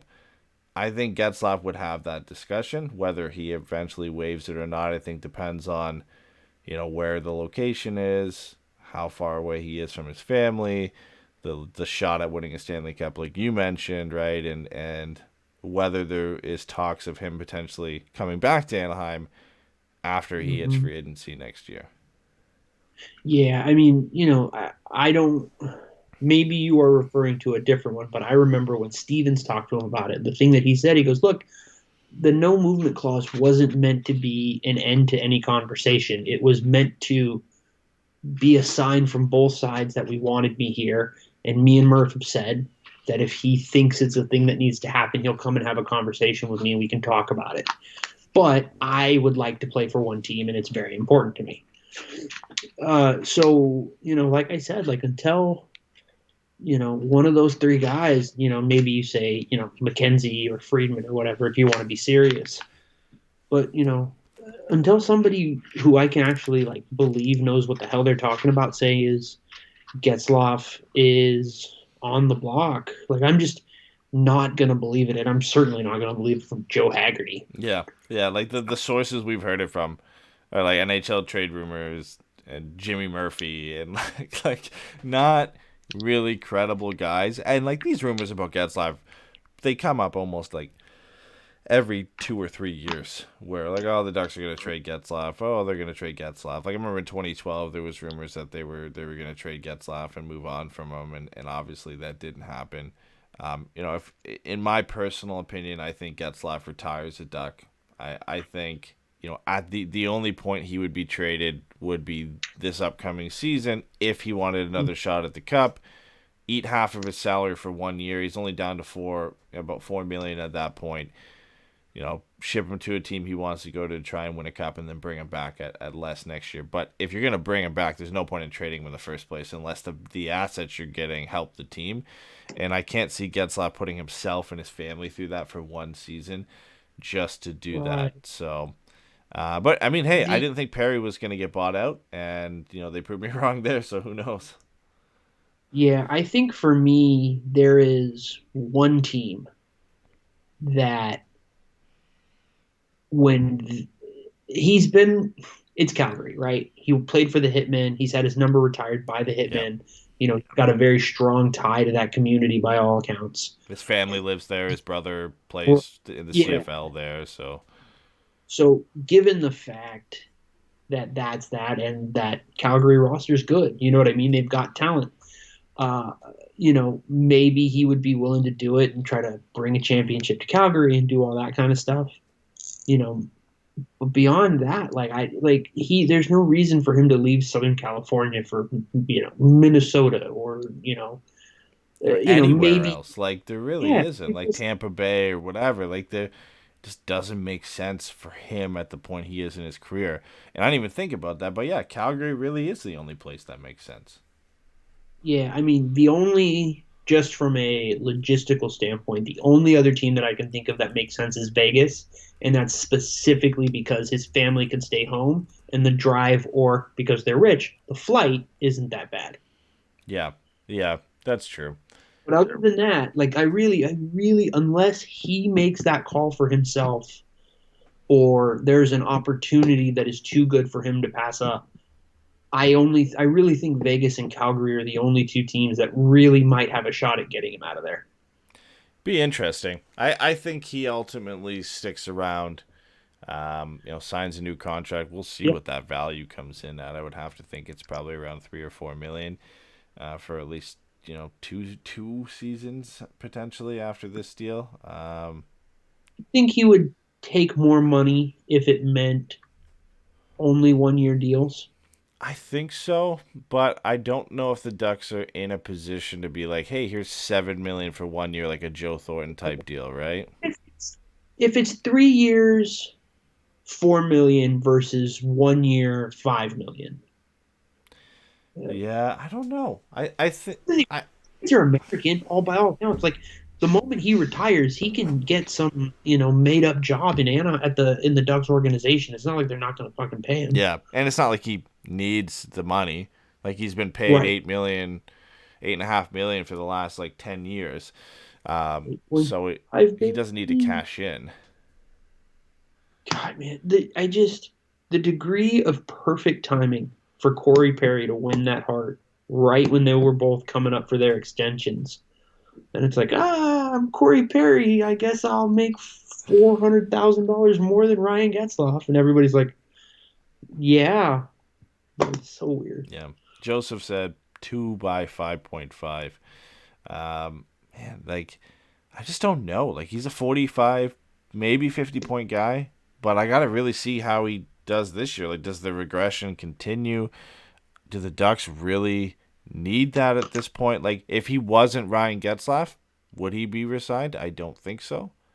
Like, but he's Ryan Getzlaf, so he kind of has to come back. And then if he comes back, then you have to move Henrique because Sam Steele needs more minutes, and Benoit Olivier-Giroux needs to come up, and Lundestrom needs to come up, and Zegras needs to play center. And it's like something has to change. I think that's why these Getzlaf trade rumors have come back around, because the Ducks have so many young players, especially centers, that need to get into the lineup in the next couple seasons. And right when that kind of became evident, the Henrique trade rumors heated up again around the draft. And then, let's throw in some Getzlaf rumors to that as well, because he's an unrestricted free agent at the end of this upcoming season. Like, I honestly think that's kind of where they came from. We heard Henrique rumors from a little bit of more valid sources. I think Elliot Friedman, in his 31 Thoughts at one point, talked about the Ducks exploring a trade for Henrique. I know TSN Radio here back during the beginning of free agency, we're talking about the Ducks exploring, potentially trades for Adam Henrique. So if anybody was to be moved, at least from the center position, I would have to be it's Henrique. Like, I just can't see the validity of moving Getzlaf and the return really being worth it for the Ducks to move him. Like, even at $4.5 million for 1 year, he's a rental. What are you getting for Getzlaf at that point that it's worth it? Like, are you getting, a top 20 first round pick? Probably not. Are you getting a, B plus A level prospect? Probably not. Like, at that, if you're not getting that, there's really no point for the Ducks. That's all they need. They don't need another late first round pick to get another middle six player in their prospect pool. The Ducks need a game-breaking talent to go along with Trevor Zegras. You're not going to get that from trading a player like Ryan Getzlaf. Here's a question. Would you trade Getzlaf for a package including Owen Tippett? God. Because that might be the line for quality of prospect to me, where he's got legitimate upside, but he's not a game breaker. Yeah, he's right? not a sure thing at this point yet. Yeah, that's such an interesting one, because I watched Owen Tippett a lot, and the Ducks need pure goal scorers, and he's had an NHL level shot for like the last 5 years, pretty much since he stepped foot in the OHL. So he's an interesting one. Part of me is obviously a Ducks fan who loves Ryan Getzlaf. You kind of want to say no and be like, man, like, that guy could be a bust, and do we really want to see Getzlaf go out that way, where he was traded for a guy who eventually has no value to the Ducks? But at this point, like, any young asset that has a chance to be a top six forward is a valuable asset for Anaheim, especially a goal scorer. So if Florida came to you and said, eat half of Getzlaf's salary, we'll give you Owen Tippett, 1-for-1, let's do it, I'd probably say yes. I'd probably take the gamble and see what he does, and at that point, you'll have to move out another forward probably to make room for Owen Tippett in the lineup. But if you want Getzlaf back the next year, you could just be like, okay, we'll sign him. As he'll hit unrestricted free agency. That's a discussion maybe you have with Getzlaf, and be like, hey, we want this player. If you're okay with going to Florida for 40 games, for the shortened season, Right. Sure, we'll bring you back, and you can finish your career in Anaheim. But the hit there is that you didn't do it at one club. You played a couple games here. Yeah. Yeah. You know, other than Keith Yandel and Anton Strawman, I guess that depends on your opinions about Aaron Ekblad. They don't. Oh, that they've got that Sergei Bobrovsky contract, but like Florida is in a weird spot because like they're not completely screwed on cap space, but they're also poor and they don't want to spend any money, Yeah. and they don't have anybody making that kind of sweet middle $4 million contract that you can flip. Yeah, and Florida's a weird one because they really haven't shown that they wanted to spend money even on their own unrestricted free agents. They let Dadonov go to Ottawa for next to nothing, and it doesn't look like Mike Hoffman's going to go back, and they really didn't bring in anything to replace that. So it almost looks like Florida's like, all right, you know what? What we had didn't work. They moved on from Trocheck. Like, they moved on from a lot of their core players. Yeah, that Trocheck are still stupid. Yeah, it was a bad trade. But it looks like they're like, okay, we don't like what we have. Obviously, we like Barkov and Huberdeau. Ekblad's our main guy in defense. I'm glad that they figured out that Barkov and Huberdeau are worth keeping around. Yeah, I mean, those guys are. So, They're building something there, at least. Like, the Bobrovsky contract hasn't worked out. It was never going to work out at the term they got it at. But Barkov and Huberdeau are two legitimate pieces. I think Ekblad will get better. It's been a tough go. He's been relied upon to do really everything defensively for Florida, and that's a tough go for him. But if he gets some help there, I think he'll do well. And then Anton Lundell, personally, I think he was a top 10 talent at the draft. And he's shown that this year. Like, he's just exploded offensively. The big hit on Anton Lundell was, he's a two-way center. The offense isn't really there. And I think last week he scored 4 goals and became the youngest player in the Finnish Liga history to score 4 goals. So, like, he's a good offensive player. And you think, the future of the Panthers is 2 of the top Finnish centers in the world in Barkov and Lundell, and add Huberdeau into that mix. They got something there that they can kind of move on from some of these guys.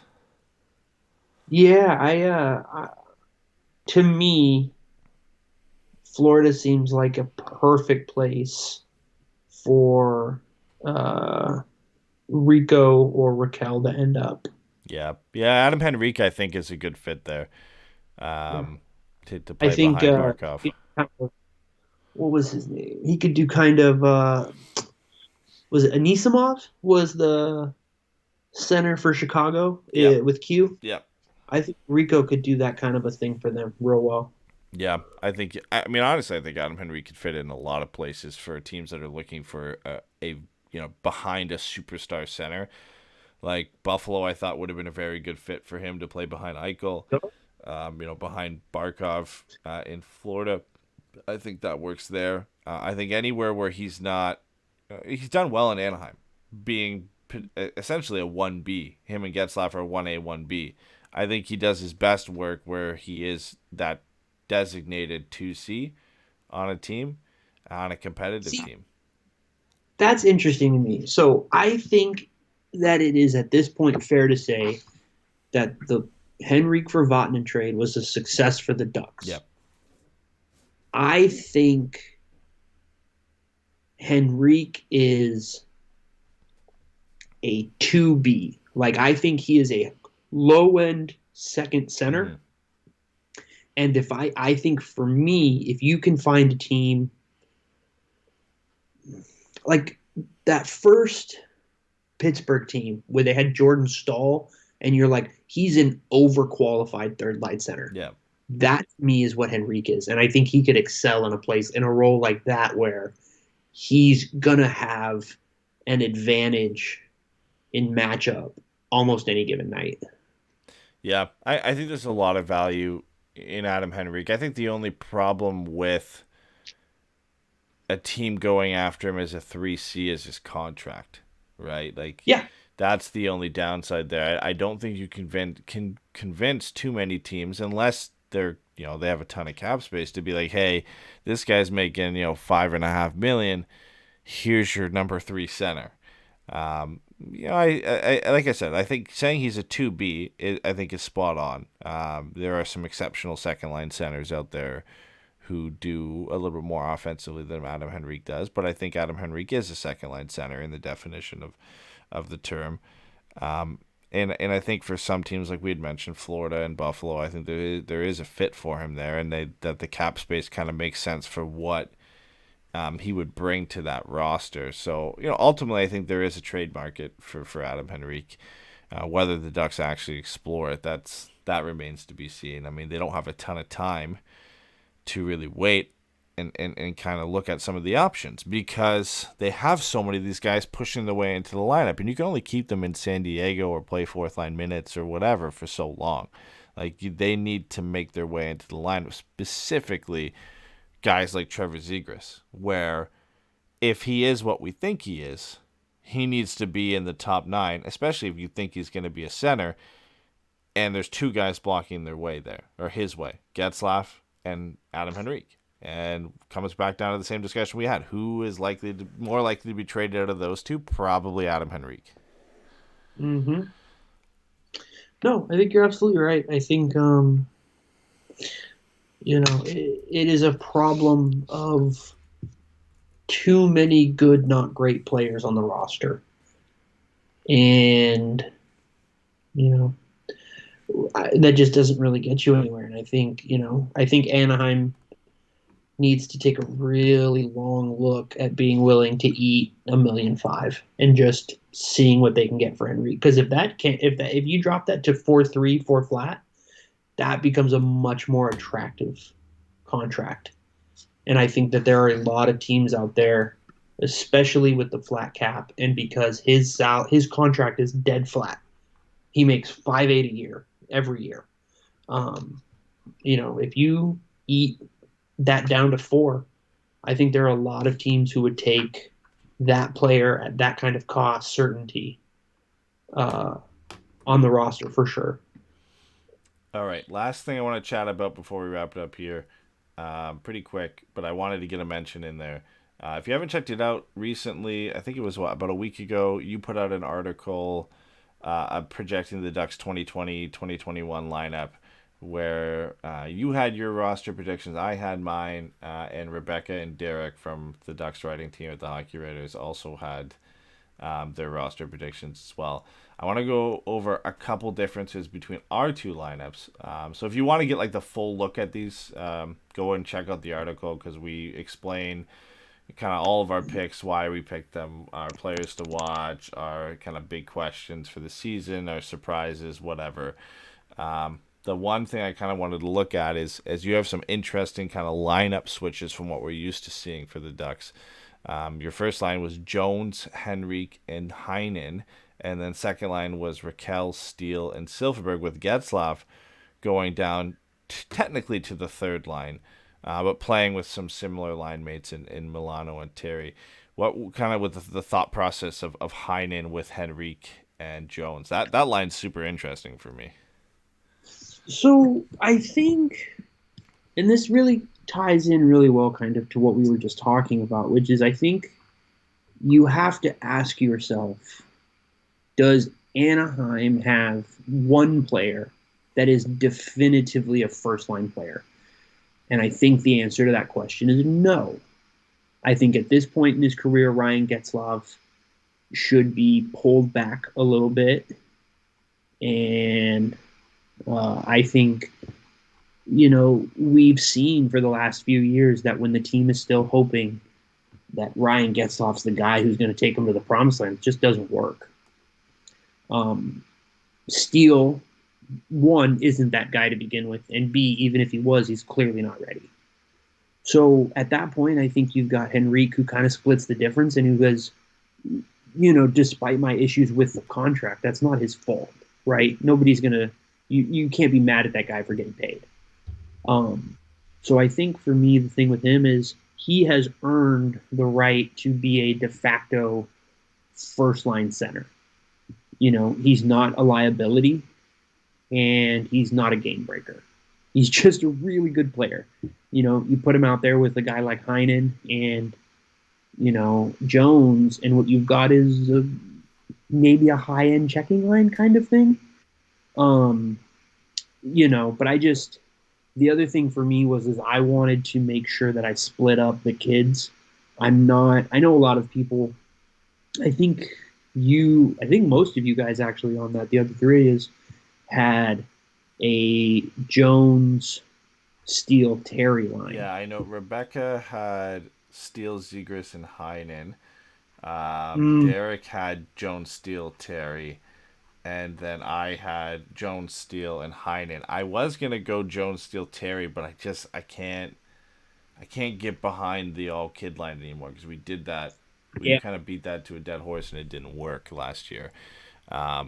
And I just feel like Terry above everybody kind of gets the benefit of a doubt and always kind of gets put with either an Adam Henrique or Ryan Getzlaf, which is why I ended up having Milano, Getzlaf, and Terry, just because Milano was also kind of in that point where he was building a bit of chemistry with Ryan Getzlaf last year. And the way it works for Getzlaf is we'll kind of fill out the other lines, and then whoever kind of worked with you gets put with you, right? And we saw Henrique, Verkel, and Silverberg work good together, and I felt like a player like Danton Heinen kind of fits with Steele and Jones. But putting these together, the most interesting thing for me was like the spare players left over, right? Like who makes the roster as the extra forward, who kind of creeps in every now and then.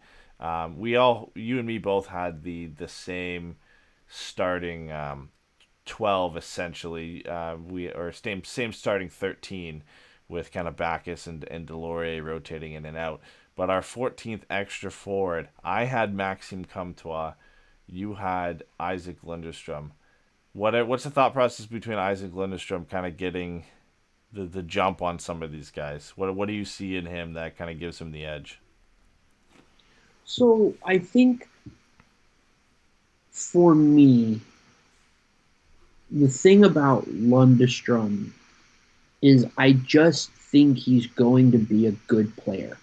We kind of talked about this earlier, where I said he's kind of, for me, I do think of him as being somewhat of a Todd Marchant or Andrew Cogliano, where it's just like, yeah, he's just always going to be out there. He's almost always going to make a good decision. We know he's smart. He thinks the game at a high level. He maybe isn't going to go out and get us, even he might not hit 40 points in a season. But he's got good speed. He's got good skating. He's got good puck skills. He's just someone you can trust. And I think the fact that we have seen him play all three forward spots is valuable. If one of Milano, Comtois, and my brain just turned off. Milano, Comtois, and Heinen, oh my god, Terry, Steele, Raquel, Jones. I don't know why my brain goes. But I think if who was it? Yeah, I think if Sonny Milano was a righty, then I think Comtois makes the team because I think Comtois, Getzlaf, Milano is a very interesting pair, or is a very interesting line. Yeah. I think, Comtois has the talent and the disposition to make the roster. I just don't know that there's a spot for him. Yeah. I don't see Delorier and Backus not making the team. And I think at this point we've seen enough from Aikens and Murray to know that they're not going to play a guy they expect to be a top six guy in the bottom six. And I'm kind of going against myself a little with that, with this Getzlaf, Milano, Terry third line. But I think it's a little different, and in a lot of ways that Henrique is a third line that's kind of masquerading as a first line. I think Comtois is definitely in the mix there, but I couldn't pick Comtois over Delorier or Backus, and it came down to him and Lundestrom, and I think Lundestrom has more versatility, and I just think that has more value. Yeah. I see the thing with Lundestrom is I see where he could fit, right? Because he can play all three positions. He's played left, center, and right, if there is somewhere you need to slot him in, it's so much easier than, say, slotting Maxime Comtois. Now, I think if you wanted to slot Maxime Comtois on the right, you probably could, or if you needed to push Raquel or Jones to the right, because they have in the past, you can, to make room for Comtois. But yeah, it was hard, and it's why I had Comtois as my 14th forward, to be like, where is this guy going to fit in? Because how does he get in over Milano, Raquel, Jones, Terry, and Heinen at this point? And you probably don't want to play him at the fourth line, and unless the Ducks deal Carter Rowney, which there's been speculation that they might at some point consider doing that. But then you'd be playing either one of, Comtois or Jones or somebody on the fourth line, which you probably don't want to do. I don't think it serves Maxime Comtois to play with Derek Grant and Nick Deslauriers. And I don't think it serves Max Jones to play with those guys as well. So, at some point, we've talked about it numerous times already on the podcast today, at some point somebody has to go to make room for these guys. Maxime Comtois, realistically, he should be going into this season at the same point that Steele, Jones, and Terry were going into the season last year. A little bit of NHL games under their belt, but ready to play, 40 to 60 games this year if it was an 82-game schedule, where he'd be getting that kind of first taste of almost a full NHL season, which I would love for Maxime Comtois to have an easy way into the roster and do that, because I think he deserves that opportunity, because he showed he can produce at the AHL level. It's just so hard to be like, oh yeah, he can get it over this guy. Like, you could say he could get it over Sonny Milano, but I don't necessarily see it at this point, because Comtois can easily go down to the AHL. Maybe it's Jones and Terry that are the two people I think he's realistically fighting for a spot with, and it probably comes down to training camp and how guys do, but. Yeah, in all honesty, unless a guy has moved out, it's hard to fit any of these kids in. And San Diego's going to be fun to watch again this year, when you think you've got potentially Comtois and Lundestrom and Trevor Zegras and Benoit Olivier Grew and Josh Mahura and Brendan Gooley and maybe Lukas Dostal. Like, you've got a fun bunch of players to watch in San Diego this year. Yeah, one of the things that we talked about in that article was about a player to watch, and I went with Cam Fowler because I wanted to make a point about how I think, because of what we know about him and what we've seen from him, that he's a really good player to watch when it comes to evaluating changes that the team is trying to institute. But I think Danton Heinen has just as good of a case, because he strikes me as a dark horse, might be the wrong way to say it, but kind of a dark horse player to get traded. I could see a world in which 20 games into the season, either they don't feel that they have a spot for him, or they need to make a trade and they want to get something. He's young enough and on a good enough deal that you could, probably get a second or a third or a prospect or another NHLer and coming back the other direction. I think Danton Heinen is going to be the key in a lot of ways to what this roster looks like at the forward position, because either he is a top six guy who needs to be in that top six, or he's somebody they didn't draft who's the same as the six other guys they already have. Yeah. Honestly, for me, it comes down to the same argument I've been having for a while with the Ducks is Silfverberg should have been traded before he signed the extension, and Adam Henrique probably should have been traded at the draft this year, if not sooner, because now you're struggling to find roster spots for kids who probably should be getting a chance. Like, I would argue Trevor Zegras should get a chance to play this year.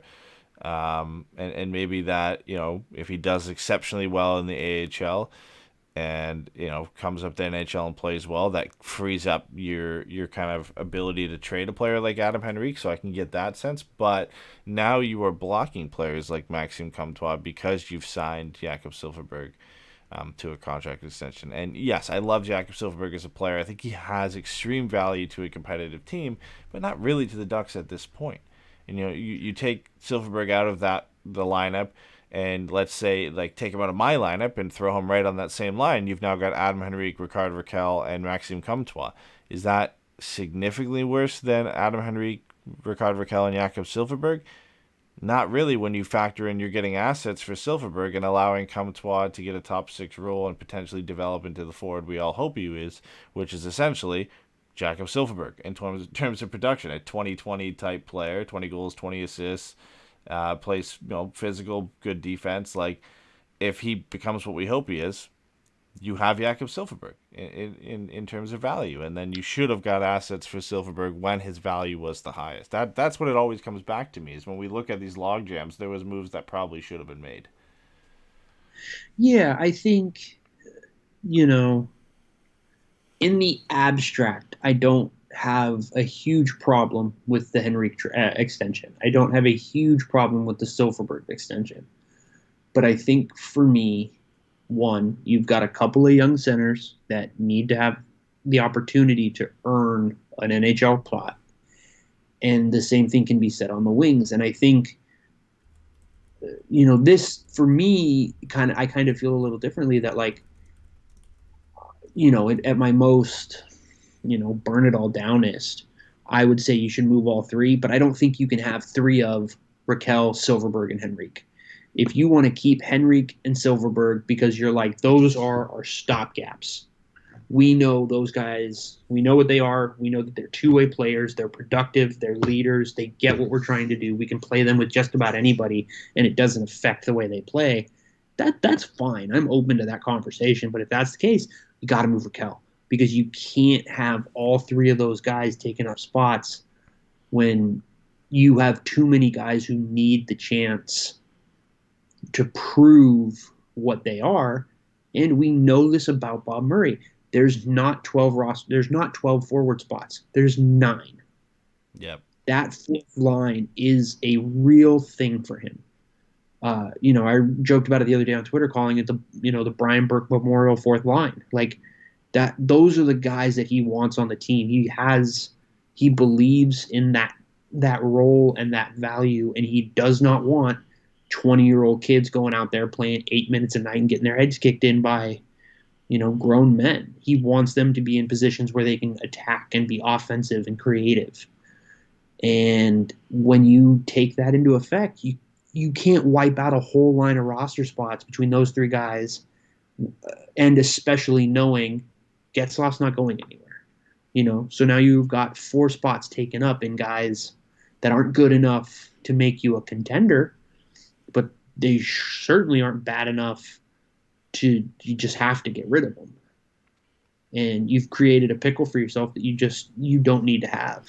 Yeah, it's why I think this season is so interesting for the Ducks, because I think, the performances put up by guys like Milano and Heinen and Jones and Terry and even Rickard Rakell are going to determine their fate in some way, because the Ducks have a lot of these guys locked down to longer term contracts, more than 1 year, and they're going to have to make some decisions to allow other players to get into the lineup, especially like we've already mentioned Trevor Zegras a million times tonight, but you cannot keep that guy out of the lineup for 2 or 3 years. Like, if he is as good as we think he is and as he's shown, at the very most he'll spend 1 season in the AHL and then be an NHL player from there on. There's several people who think he could be a Calder Trophy candidate for this upcoming season. So that shows you the level of expectation that's already on a player like Trevor Zegras, where now you've got to make room for this kid, and you've got to make room for Maxime Comtois, and when Jacob Perreault comes, and Benoit Olivier Groux, and Braden Tracy when he makes his way here. Like, there's a whole wave of guys you've kind of got to make room for at some point if they're gonna get a good shot at some NHL minutes. So I think early on when we look, if Milano struggles, maybe that's an option and they move him. If Heinen doesn't kind of get off to the start you're hoping, then maybe it's him. I wouldn't rule out Terry and Jones potentially being guys you look to move if things aren't going well, if they haven't progressed. Now, that wouldn't be at the top of my list of guys to move. I would probably move Terry over Jones, because I do like having a player like Max Jones in the lineup. And every time I say that, people seem to think I hate Troy Terry. I've seen the stats. I've seen the underlying numbers. I've seen his impact on the defensive side of the game and being a quality defensive forward. I get it. I get he's got the value. But at some point, somebody's got to make way. And no matter who makes way, somebody's going to be upset. And it's going to be a player that somebody loved or somebody thought that we should keep around or whatever. But it's got to happen. And I think it's going to happen this year. And it might be more than one guy. Yeah, I think the camp is going to be a very interesting time to get a better idea of what some of these guys are expecting of themselves and what the team is expecting of them, because 2 or 3 months into the season, given that we don't think it's going to be full, they're going to have a lot of decisions to make. Especially with the expansion draft coming up, like there are going to be a handful of players of note that they're going to have to make some decisions about. And I think the first couple games, especially for these younger guys, and even Milano and Heinen, like they only played like 6-7 games with the team. Like they definitely are still new players for all intents and purposes. And they are going to all need to prove that they are absolutely someone to keep around. Yeah, and expansion draft presents a whole new problem as well when, Jones, Steele, Terry, Lindstrom would all be exposed. You have to protect them. Yep. And obviously Henrique is part of that. Silverberg's part of that. Raquel, Getzlaf won't be. But, there are a lot of players that come under that umbrella as, if we don't protect them, they're going to be exposed. And that comes into trade decisions as well. And, do we move Henrique so we can protect Jones or protect Steele or protect Terry or whatever it may be? It's such an interesting season in that sense where there's so many factors that are going to decide whether the Ducks make a move and who they move. It really is a big year for the Ducks. I know we say that every year, but just with all factors considered, it's a big year for a lot of these guys. Yeah, I think this is going to be a big year, like you said, for a lot of these guys, and I think it's going to be a big year in the exact opposite direction that I think the front office is hoping for.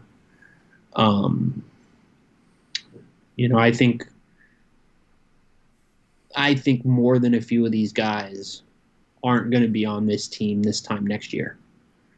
And there's no way to know who they're going to be until you get there. Like, I just don't mean to sound like an idiot, but like, I just think there's going to be some guys that are going to get moved, and either these guys got to prove that they should get moved to good teams, or they got to prove that they want to stay, because it's not hard to be moved for a prospect or a pick. Especially when it's so easy to rationalize with the draft coming up. So the best case scenario is everybody plays well, and you trade these guys at the top of their value.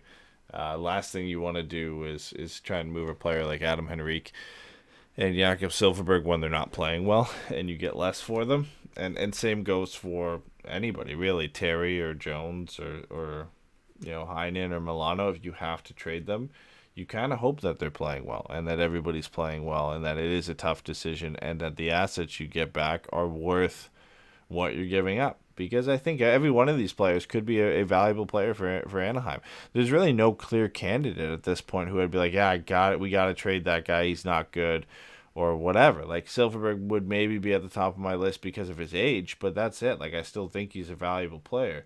I haven't seen enough of Heinen or Milano yet to kind of go either way on them. I want to see more of them. I want to see more of Jones. I want to see more of Terry.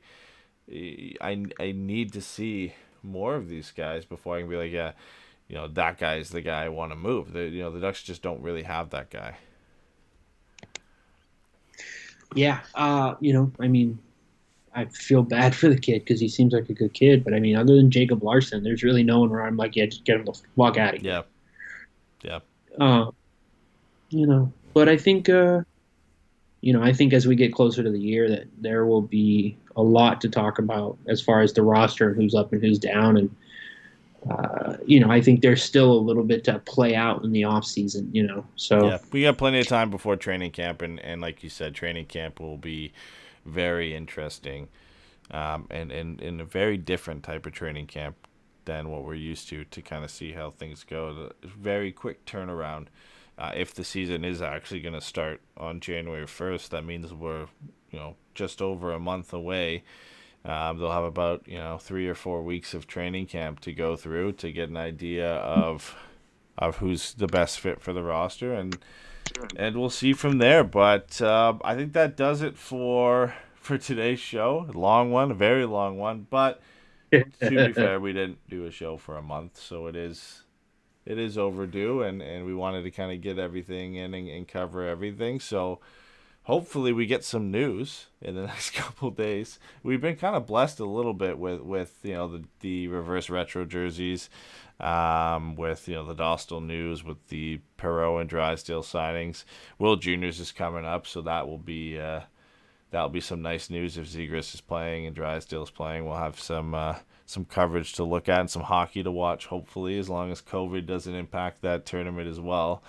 But anyway, thank you guys for joining. We'll keep posted. We'll stay tuned to our social media as well, just to kind of see what our updates are. I can't really give you any clear updates on when the next show would be. Ideally, we'd love to do another one next week, but it all kind of depends on the news that comes out, and we will be releasing a few more Patreon bonus episodes upcoming as well. We've kind of gotten back on that train as well, and we released 2 Pucks and Brews this month, with plans for a couple more shows for the end of November here and early October. So make sure to check those out too. And Stephen, thanks again for coming on. It's always good having you on the show and talking Ducks hockey. And every time you're on, it seems we push the 2-hour mark. So it's always some good conversations.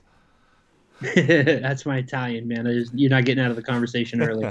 No, it's always good stuff, especially when we got a lot of Ducks news talking about. So we'll see you guys hopefully in a week, and take care.